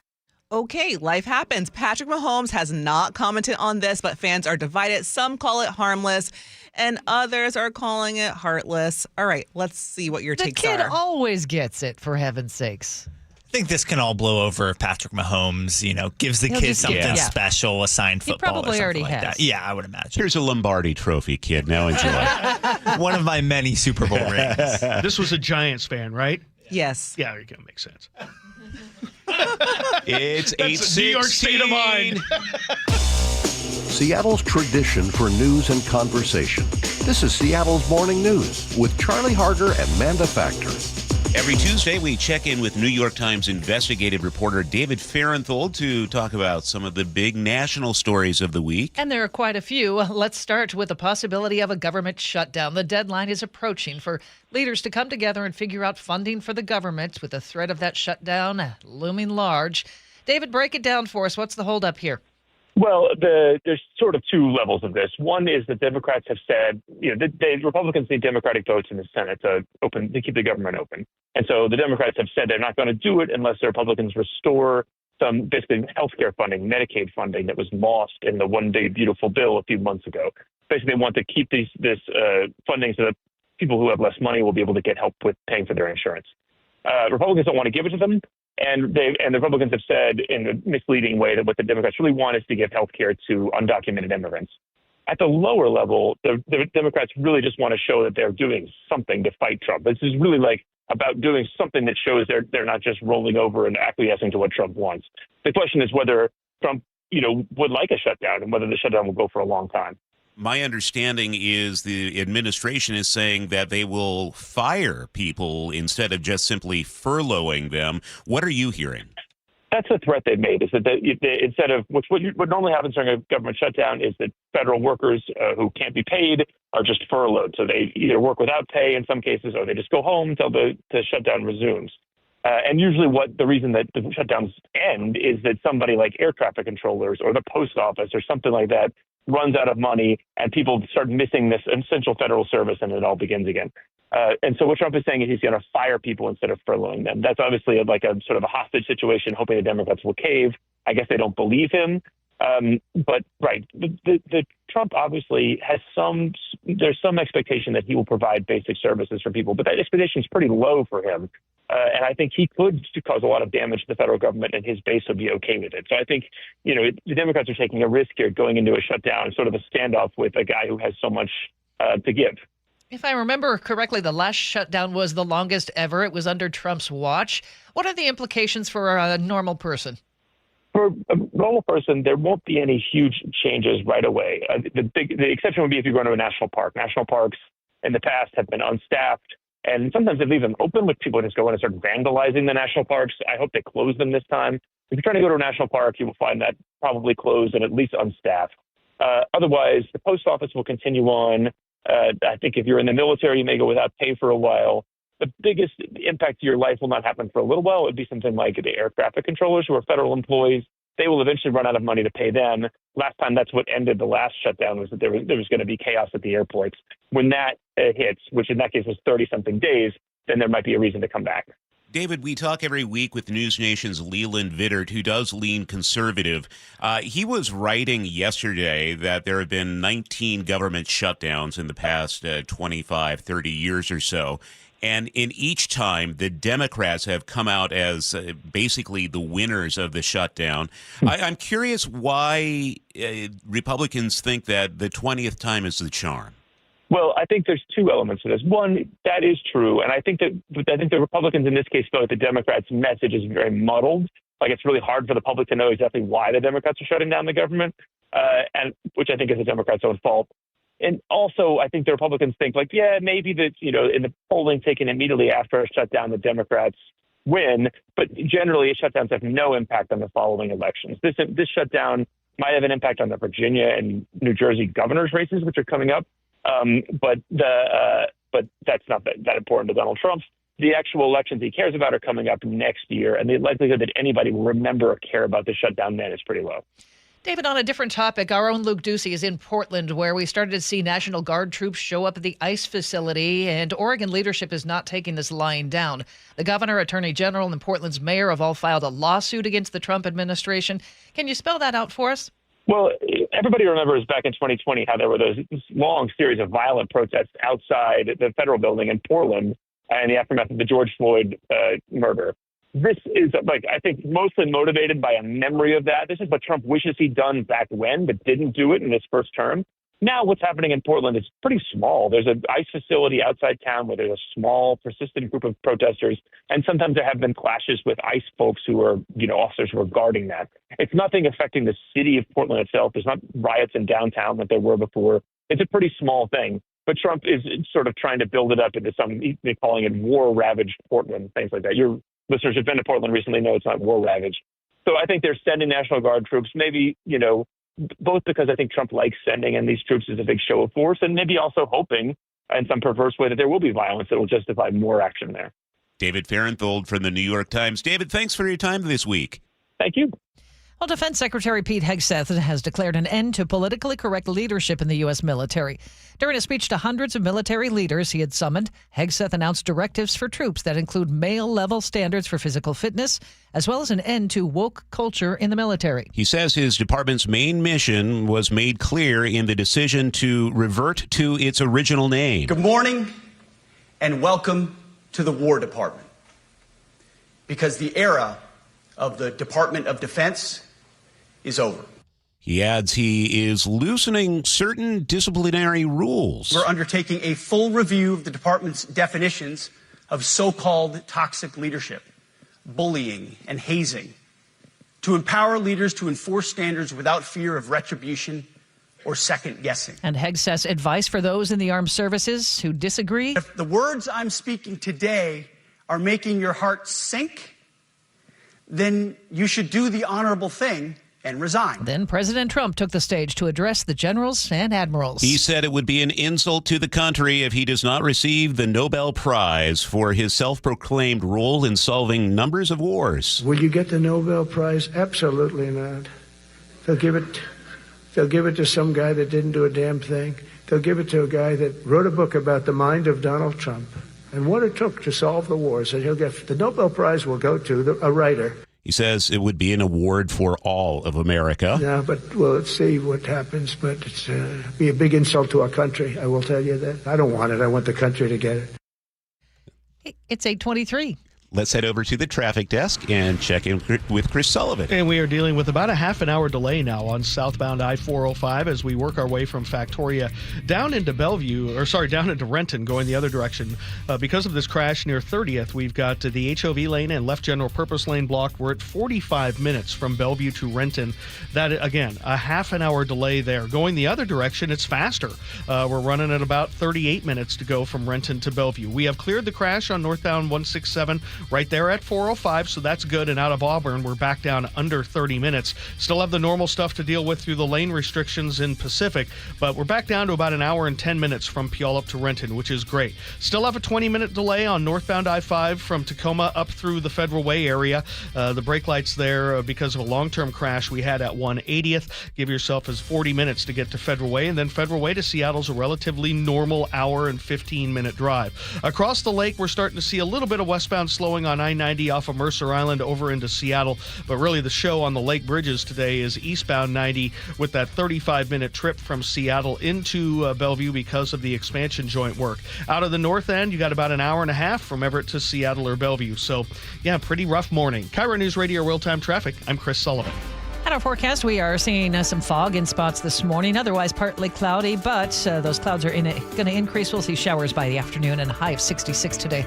It's 53 in Seattle right now. Just ahead, we head live to Portland with KIRO News Radio's Luke Ducey, where protesters are starting to gather outside the ICE facility, anticipating the arrival of National Guard troops. This hour is brought to you by WaFd Bank. You never know what's in store each morning once you hit the road. We've got a major traffic alert in effect right now. Well, you're getting ready every morning. Make us part of your routine. What morning, huh? Yeah.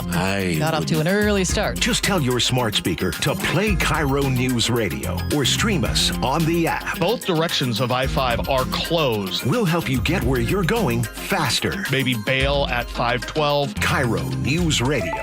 We're on your smart speaker, the app, and 97.3 FM. You're listening to Leaf Filter Radio, and the guru of gutter protection himself, Chris Coonahan, is here to take your most pressing leaf-related questions. Hey, everybody, Chris here. I understand we have Ron on the line. Ron, where are you calling from? Uh-oh. Ron, are you calling from a ladder? Well, I was.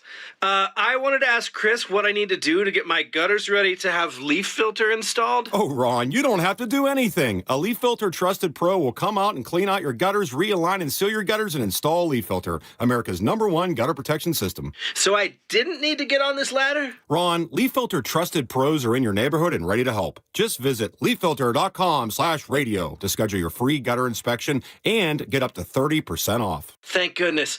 What was that site? To get this special radio offer, go to leaffilter.com/radio for your free gutter inspection today and get up to 30% off. That's leaffilter.com/radio for up to 30% off. leaffilter.com/radio. See representative for warranty details. Let's talk about your hair. Well, maybe after we talk about my hair. I've got great hair, as you know, and it's because of Advanced Hair. Yep, Advanced Hair Restoration. Their simple one-day treatment offers life-changing results that I can attest to. Guys, it's not magic, but it's close to it. They put hair where you need it most, and bam, it grows. It's actual science. Advanced Hair has top-rated physicians, modern technology, and best of all, you get your very own natural hair that begins to regrow the very next day. It's even guaranteed to grow for life. So schedule your free consultation now at 425-449-8185. Mention Curly to qualify for $250 off and 250 free hair grafts. It's a limited time offer. Advanced Hair, the winner of the 425 Business of the Year, and the team that gave me my hair back. More importantly, they'll do the same for you, guaranteed. 425-449-8185 or advancedhair.com. This might be the most surprising statistic I've shared in decades of doing local news. More than 75% of commuters will be involved in a car accident at some point. JP Pendergast of Pendergast Law with more. What makes it more surprising? The average person will be involved in 3 to 4 collisions in their lifetime. With accidents unbelievably prevalent, what are some safety tips if it happens to you? Safety first. Secondary collisions are not uncommon while awaiting help. Turn on those hazards and remain in a safe place. If a bystander witnessed the accident, capture their information and encourage them to remain at the scene. Seek medical attention immediately if needed, as delaying can be a costly mistake. Lastly, remember that statements made to police and insurance adjusters can affect your case. Collisions are more common than we'd like to think. If you find yourself in one, follow these helpful tips and then call my friends at Pendergast Law. If you or a loved one's injured in a car accident, call Pendergast Law. We can help. PendergastLaw.com. My name is Jack Lamb. I'm the CEO and owner here at Aslan Brewing Company in beautiful Bellingham, Washington. We're an organic brewery, about 80 employees. I'm a member of AWB because I know that they're advocating for me as a business.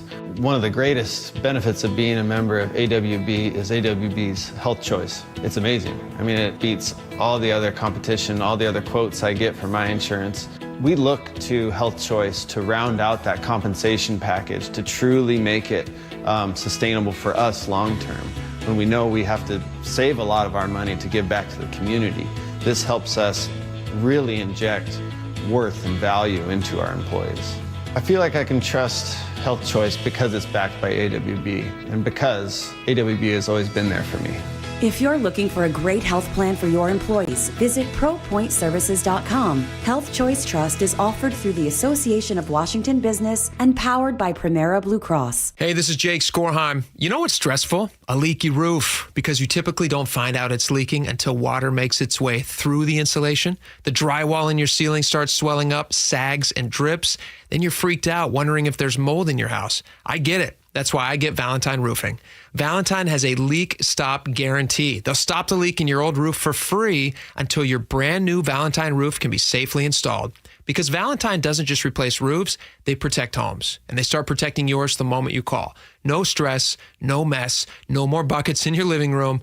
The wet weather is coming, so if you need to take advantage of that free roof inspection, I encourage you to call and get the Valentine experience. Seamless communication, meticulous cleanup, extra mile service, and every new roof backed by a lifetime warranty. And now with zero down financing for most projects, you can get the work done now and pay over time. Stop the leaks before they start. Call 206 Roofing and get your free estimate today. That's 206 Roofing. If you plan to use the carpool lanes along SR 167, you'll soon need a flex path set to HOV mode to ride free. That's a change. Having Good to Go always costs less than pay by mail. That is not a change. Learn more at goodtogo167.com.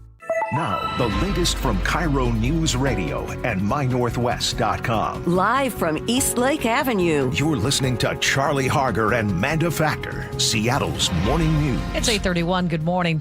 Following a weekend order from the Trump administration, 200 National Guard members are being sent to Portland. The president contends ICE officers are under threat from Antifa and domestic terrorists.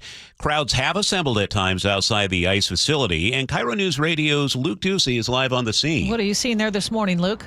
Yeah, good morning, everyone. Relatively quiet this morning and overnight here at this ICE facility in southwest Portland. The clashes here mostly happen mid-morning to the afternoon when a car or a train of SUVs full of ICE agents enter or leave this facility here, and the gates open and they go in and out. Homeland Security police who run the security at the gate here, they come out usually onto the pavement and the sidewalk and even into the street to clear a path. I've seen protesters shove bullhorns in their faces, shouting at them, calling them fascists and other names that I can't repeat here on the air. And I've seen those officers push them back, and then it goes from there. Well, now National Guard says that they were sending troops, and those troops should be here, as you mentioned, by Thursday. For many residents like Dave, though, troops on the ground in Portland is just too much. It's absurd, and it's offensive as somebody who lives in Portland. But not everyone here actually supports this protest. This area is a lot like Soto back there in Seattle. Mixed use. So there's an apartment building across the street that has been hearing these protests. They are sick and tired. A lot of residents tell me of being up at all hours of the night, hearing those bullhorns, hearing shouting matches, hearing the clashes back and forth. And more residents like Rick actually want National Guard troops to clear the protesters out. All about it, 100%, 100%. I'm a huge Trumper because they're violent at night. Right now they're not, but at night they are. And we've heard about those violent clashes, some involving on one side rock throwing from protesters, on the other pepper spray and coming out with shields and making multiple arrests. Those all seem to happen in the overnight hours. But again, last night it was calm, and so far this morning it's calm as well. We're live in Portland. Luke Ducey, KIRO News Radio. All right, Luke, thank you for that. Meantime, Governor Ferguson has signed an executive order which he says is designed to protect our state's immigrant communities. The order creates a new immigration subcabinet to coordinate state efforts on immigration, data privacy, and family support. Ferguson says the move ensures every agency is working together to defend immigrants' rights, calling Washington a welcoming community. People from each of the state's cabinet agencies will be involved. Frank Lindsay, KIRO News Radio. It's time for another check on traffic on this very busy Tuesday morning. Chris Sullivan has our update. And we are definitely in recovery mode. We have cleared most of our 10 or so large crashes that we've had today. One of the bigger issues continues to be the southbound 405 drive from Bellevue down into Renton. It doesn't normally get this backed up, but we had a pretty sizable crash near 30th down into Renton that blocked the HOV lane and left general purpose lane. It has cleared, but we have a 45-minute trip from Bellevue down into Renton. That is a 30-minute delay on that drive. And going the other direction is running around 45 minutes as well. So pretty heavy going northbound. Good news is that behind that, the Valley Freeway is getting better out of Auburn up to Kent and up into Renton, but we still have the stuff behind it through the lane restrictions. Puyallup up to Renton still at an hour and 15. 40 minutes from Tacoma to Federal Way because of this long-term crash we had right at the county line, and it's still bumper to bumper through Tacoma. That's a 20-minute delay for you guys. And then about an hour and 10 minutes from Federal Way to Seattle. Hour and a half from Everett to Seattle or Bellevue. For 405, it's heavy away from Linwood. For I-5, it's really from about 145th all the way down. Lake bridges are fine in the westbound direction, but eastbound 90 now running 40 minutes from Seattle to Bellevue, a 25-minute delay because of that expansion joint work. KIRO Newsradio real-time traffic. I'm Chris Sullivan. We're expecting rain today. Highs will be in the mid to upper 60s. Tomorrow, showers, so not quite as much downfall as today, but it'll still be wet.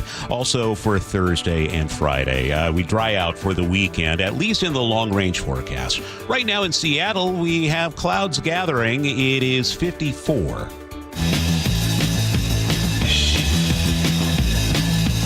Charlie Harger and Manda Factor, Seattle's morning news. Hey, oh, let's go. Now, Choke Points with Chris Sullivan. Presented by Carter Subaru.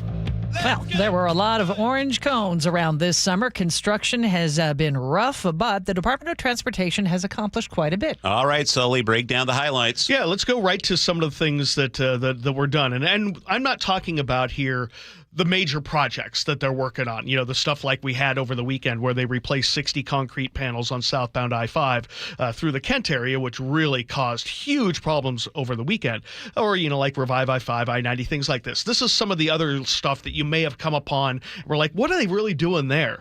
Well, here's what happened between June, July, and August. Nearly 2 million square feet of pavement repair around the state. That's pretty good. More than 18,000 feet of guardrail was replaced. A lot of people have been hitting those guardrails, so they need to go back out there and fix them. So that's pretty good. Over 10,000 acres of brush and grass were mowed or cleared. Nearly 1,200 hazardous or dead trees were removed along roads. Those, of course, were danger for falling.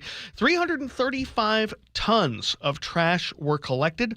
More than 327,000 square feet of graffiti was removed. 40,000 hours was spent cleaning all of our rest areas in the state. And while this didn't likely cause any road delays and maybe not orange cones, but maintenance workers did replace more than 3,000 miles of toilet paper. To put that in perspective, that's wiping from Seattle to New York, if you want to keep in track. That's 1,500 maintenance workers, just 3 months of work. Not a bad list of accomplishments, and I've got all of them up at mynorthwest.com for things that you may not have thought of that they were doing.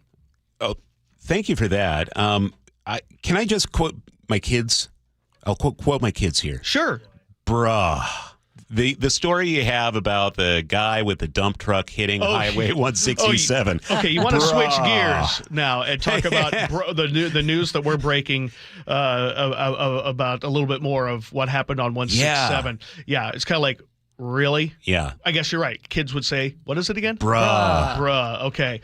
You're a bruh too? Oh, yeah. Amanda? Yeah. Okay. Oh, yeah. Used to be mom. Yeah, so what we have here is I got the police report from the city of Pacific because it was on their road on 3rd Street where this happened, and it hit the 167 overpass. And it turns out that this is a truck driver, 70-year-old gentleman, had just dumped a load. It was one of those you can carry 40-yarders. Yeah, you got the Algona transfer station yeah, right it's right there. And he was there at the recycling plant there at Valley Recycling. Okay. And so he had just finished dumping a load there, and he took off with his bed up. So instead of coming back down, he drove off with it up, and it hit the underpass. You'd think that would be noticeable. It could be, should be, would have been, and that's why the driver was cited for negligent driving in the 2nd degree and fined $564. But when interviewed by the police report says the driver didn't know why it was stuck in the up position, stuck being in in quotation marks. It was something that shouldn't have happened but did, and now the state's going to have to figure out how to pay for that, and then I'm sure the company will probably be sued to try to recoup some of that money, or if not all of it, to replace that. A lot of drivers still don't know this, but the dump truck didn't hit an overpass that's above 167. No. This is a street that goes under 167, so he knocked out the girders for 167. Yeah, the freeway itself. Yeah, so originally there was some confusion about this, because when I originally saw it happen, I was like, well, where's the truck? What's happening there? And I had to go back and take a look at the area. And 3rd Street goes under. And so what had happened, it has hit the overpass of 167. So nothing over 167 that fell, but the things supporting 167 underneath. And the damage is pretty significant. I mean, we've got the pictures up at mynorthwest.com. So this is going to be a long, protracted, probably situation, not only to fix, but then for the state to get its money back for those repairs. All right. Well, we have a busy morning in traffic. Where are you going to start off with? Well, I'll probably start off with the most unusual, which will be the delay getting down out of Bellevue down to Renton on 405 South. So we'll break it down for you next. A Chi and Ursula exclusive on KIRO News Radio. There it is, number 60, Cal Raleigh. A guy did catch it. He gave it to this young boy in the stands. And we are joined by that boy's father, Galen Ruelos. He caught it. He didn't have to do it. It was a complete random act of kindness to my son. He's a 12-year-old 6th grader and just overcome with emotion. He starts bawling. Hear the full conversation on the KIRO Newsradio app and KIRO News Radio on YouTube. Jason Rance here with our local tax expert and advocate, Greg Nunn from None Better Tax Resolution. When it comes to the technology that the IRS is using, they're updating systems that haven't been updated in decades. And while that might sound great for them, it's usually bad for the taxpayer who owes. It is, and their systems, unfortunately, they're just legacy systems. If you try to make an inquiry on some things, it's like you got to know how to use programming language to find it. But they are working on updating that system, and I hope that really they do, because they'll serve us better, the taxpayer better, and get things done quicker. The other thing they're doing is AI, just like every organization. So they're already using it to some extent to put in profile of certain things that they want to look for in a taxpayer and find those people and go after them or see what's going on, why they're not getting their money. If you're having trouble with the IRS, call Greg Nunn, None Better Tax Resolution, 425-947-1967, or Google NUNN, None Better Tax Resolution. Confidence is knowing you're ready to handle whatever comes your way. That's what it feels like to take on your workday with Cintas. They make sure your AEDs are up to date, your fire extinguishers are tested and inspected, your floor mats are cleaned and delivered, and your workwear looks good, feels good, and is freshly laundered with the Cintas Apparel Plus program. So are you ready to take on today? Visit Cintas.com. Oh, I'm ready! And get ready for the workday.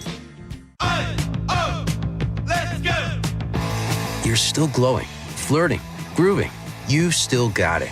But your immune system weakens as you age, making it harder to fight flu, pneumococcal pneumonia, RSV, and COVID-19. Vaccines are a key part of any health routine and help strengthen your immune response. Ask your doctor or pharmacist which vaccines you need. Schedule in minutes at vaxassist.com. Sponsored by Pfizer. 8:43, Sully is at the traffic desk. Bruh. Yeah, let's try not to keep that in the... Because all of a sudden I'm going to start saying that now more often, and that's not appropriate. We're going to start with the southbound 405 slowing, which is pretty rugged right now. We've got a 45-minute trip from Bellevue to Renton. About a 30-minute delay. This is all because of a crash to block 2 out of 3 lanes near 30th coming down into Renton. It's getting better from south to north. It's just going to take a little while to clear out. Going the other direction, we got about a 45-minute trip from Renton up to Bellevue. Pretty heavy through the S-curves, a little bit at the north end. Valley Freeway, still seeing the slowing from 180th on in, but it's much better out of Auburn, probably 25 minutes out of Auburn, but we still have that bridge strike issue, and we have a bumper to bumper working our way through Puyallup up through Pacific, well over an hour and 10 minutes still from Puyallup to Renton. Northbound I-5 struggling from before the Dome and Tacoma all the way up through Fife, about halfway up to the county line. That's where we had a long-term crash there too as well, and so we're still running at 40 minutes from Tacoma to Federal Way, plus 20, and then we have an hour and 15-minute 30-minute trip from Federal Way to Seattle. Out of the north end, not great, but getting better. Back to about an hour and 20, hour and 25 from Everett to Seattle or Bellevue, kind of the standard day for you guys. Across the lake, westbound I-90, definitely seeing a lot more slowing getting over towards the Mount Baker Tunnel. In the eastbound direction, it's bumper to bumper from the Seattle side all the way across Mercer Island. That's where we continue to work with that expansion joint repair. 40 minutes from Seattle to Bellevue. That's about a 25-minute delay. KIRO News Radio real-time traffic. I'm Chris Sullivan. We have kind of a mix of clouds and fog and sunshine this morning. We're headed for a high of 66. We do expect some showers by the afternoon. For tomorrow, scattered thunderstorms possibility, 66. We're going to stay in the mid-60s right on through the week. Right now, it's 53 in Seattle. 8:45 now. A woman's rock-solid prank is going viral on TikTok. Here's KIRO News Radio's Katrina Gishard. A woman called her boyfriend into a room to unbox a package she claimed was from Anthropology. Inside, it was a plain rock. How much was it? Wait, you bought this? What do you mean I bought this? This is like the cutest rock ever. It's gonna sit on our entryway table. It's just a... How much? It's not just a rock. It's a one-of-a-kind rock that they found in the ground. That's where rocks come from. She told him she spent $150 on it. It was a joke, but his baffled reaction went viral. It has more than 11 million views, and Anthropology even joined in on the joke, saying that they have their own rock collection. The clip has sparked laughs and debate over pricey home decor. That's where rocks come from. That was hilarious. Thank you, Katrina. 8:45 coming up. G. Scott stops by the show talking about the seasons and how fall has arrived in earnest. Has it been hot in your house this summer? Maybe worried about the cold coming in this fall and into the winter? Might be because your insulation's just not up to snuff. That was my problem, Mike Salk here, and that's why I called Crawl Pros. They came out, they did a corner-to-corner inspection of my crawl space and attic, and they fixed that problem once and for all. If your home has any damaged insulation or no insulation in the attic or crawl space, you're bleeding money every month to heat and cool your home, but you don't have to. And even better, if you're a PSE customer and your home was built before 1990, you could qualify to receive a rebate on up to 95% of the cost to properly insulate your crawl space and attic. Yeah, 95%, but you gotta act now. Many of these rebates are ending at the end of this year, including the federal incentives. Let Crawl Pros come out and properly insulate your home before the cooler fall weather comes in. If you're worried about critters, mold, water damage, insulation, or anything else related to your crawl space or attic, call Crawl Pros or visit crawlpros.com. If you use carpool or toll lanes along SR 167, some things are about to change, and some things aren't. If you ride without a Good-to-Go account, you'll receive a bill in the mail. That is a change. Having Good-to-Go means it'll cost less than pay by mail. Not a change. Carpoolers will need a Flex Pass set to HOV mode to ride free. That's a change. A Good-to-Go pass saves you $2 on every toll. No change. Learn more at goodtogo167.com. Free Flex Passes while supplies last. Underestimating the trucking industry is one of the biggest mistakes I see victims and other lawyers make. Trucking companies have an army of lawyers and experts who act quickly after an accident to protect the company. Only an experienced trucking accident lawyer can navigate the complicated federal and state laws to protect your rights. If you or a loved one has been injured in a trucking accident, call Davis Law Group today for a free consultation or get my free book on trucking accident law at washingtonaccidentbooks.com. Hey man, gaining weight, low energy, lost drive? It could be your testosterone. Revive Men's Health Washington helps men get their edge back. Meet Tyler, Revive Men's Health Director of Operations. When men start treatment, it's not just their labs that change. You see it in their posture, their energy, and how they walk into the room. That's why I do what I do. Call 206-529-1111 now to book your free testosterone test, exam, and consultation. That's 206-529-1111. Or schedule anytime at revivemenshealth.com. Seattle's morning news. Hear it live, stream it online, watch the show, or catch the podcast anytime on mynorthwest.com. It's 8:48, and joining us now from the G and Ursula Show, which you can hear 9 to noon here on KIRO News Radio, and of course the host of the Reset podcast from mynorthwest.com. New episode dropped yesterday with JSN. It drops today at 5 o'clock. Today we got an early peek of it. Hey, you guys got an early peek. Okay. How much do we love him? A lot.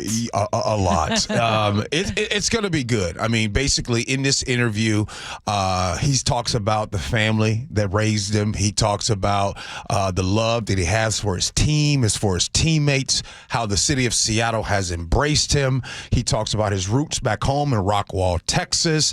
And more importantly, at the very end, he has a message for the kids in Seattle, Washington, the kids in Rockwall, Texas. He had a message for them, for the kids that are striving towards greatness. Love it. Well, so it's going to be good. Football is fall. Fall is upon us. And you have some thoughts on rain. Rain is back, baby. First of all, as you all know, if you've listened to the Gene Ursula Show, you know what I say about this time of year. It's cuddle season, baby. This is the rain. The rain is back. But let me just be a little deeper for a sec. Okay. The rain, this is more than just the water falling down and maybe you getting wet. The rain is a reminder of a reset. You pause right here, right? The rain doesn't just, it washes away those stains on the streets or in your parking lot that you needed to kind of go away. That was kind of ugly a little bit. It reveals maybe some broken sidewalks and like, ooh, I didn't see that there. And for sure that this part right here, I apologize, but y'all already know it reveals them leaking roofs out there. You know what I'm saying? That happens, neglected land, getting some love. But more importantly, I think the rain is really a signal to all of us to slow down.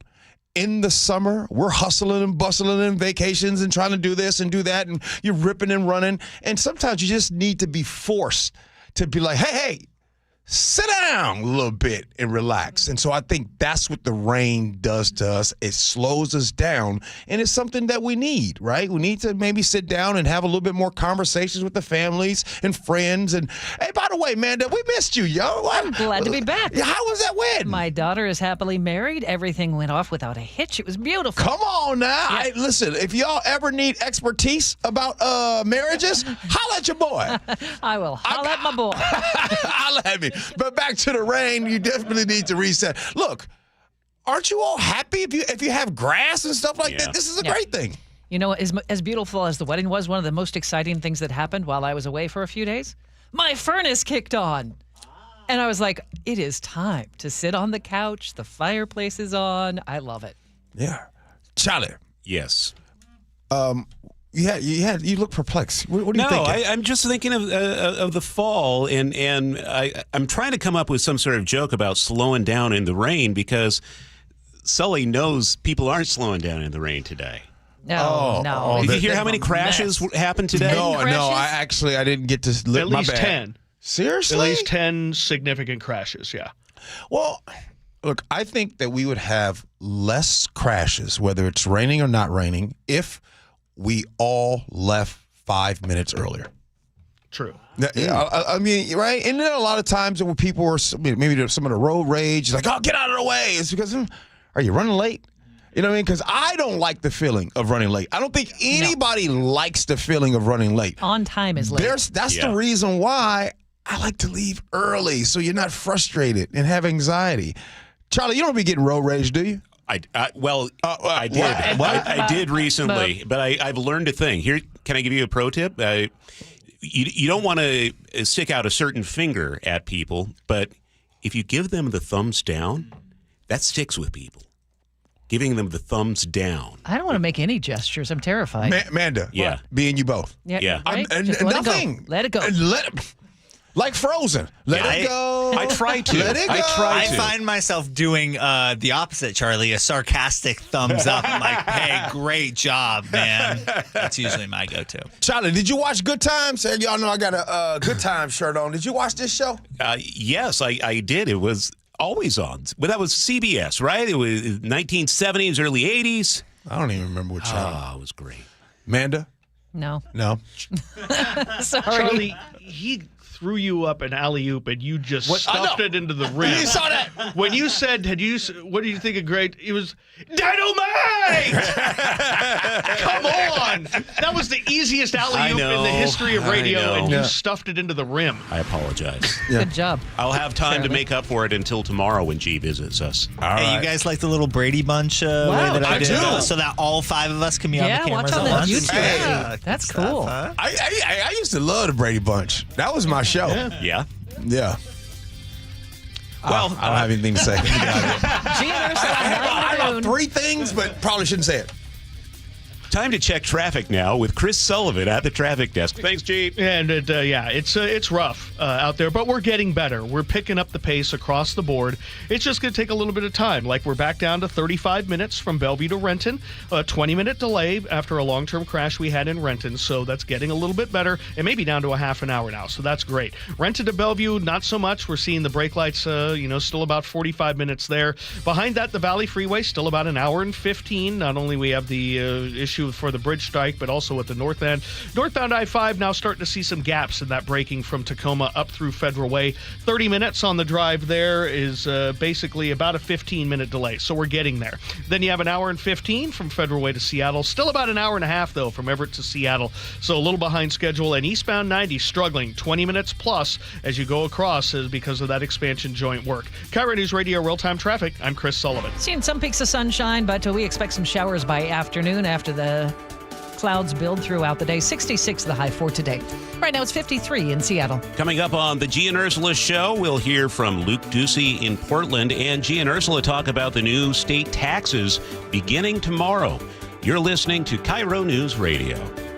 The Northwest's trusted news source, KIRO News Radio. Police in Federal Way are investigating what appears to be a car explosion. KIRO News Radio's Luke Ducey is live from the neighborhood. I can't tell you enough how crazy this scene is here. Coverage you depend on. A massive police presence in Kent. From voices you know and trust. We have an active fire inside one of these buildings here. KIRO News Radio. On 97.3 FM, the app, YouTube, and your smart speaker. KIRO FM and HD1, Tacoma, Seattle. Whatever temperatures this winter brings, your friendly and knowledgeable Bryant dealer is ready to help. Your dealer is committed to achieving a high level of training and skills, backed by outstanding products from one of the industry's most trusted names, Bryant. Whether you need a quick fix or an entirely new heating system, your local Bryant dealer will do whatever it takes for your family's comfort. Schedule an appointment today. Visit BryantNorthwest.com for a dealer near you. Bryant, whatever it takes. The markets and the economy will change, but you should always know what you can rely on from your financial advisor. I'm John Ramsire with Baird Private Wealth Management in Seattle. With deep planning and investment expertise, Baird's financial advisors have guided individuals and families through changing markets for more than 100 years. And in all that time, our guiding principle has never changed. Our clients come first, always. Discover the Baird difference at rwbaird.com/Seattle. So what will you have today? Vanilla, chocolate, strawberry? When it comes to picking ice cream, there are lots of choices, and they all look and sound so good. Choosing a Medicare plan is a lot like that. So many options, all sound good. But if you pick a plan that's not right for you, there can be serious consequences. Hi, this is Herb Weisbaum, the Consumer Man. Open enrollment season is right around the corner, and you're going to be inundated with advertisements encouraging you to choose this Medicare Advantage plan or that one. Maybe the best choice for you is traditional Medicare. To make an informed decision, you need to do your homework.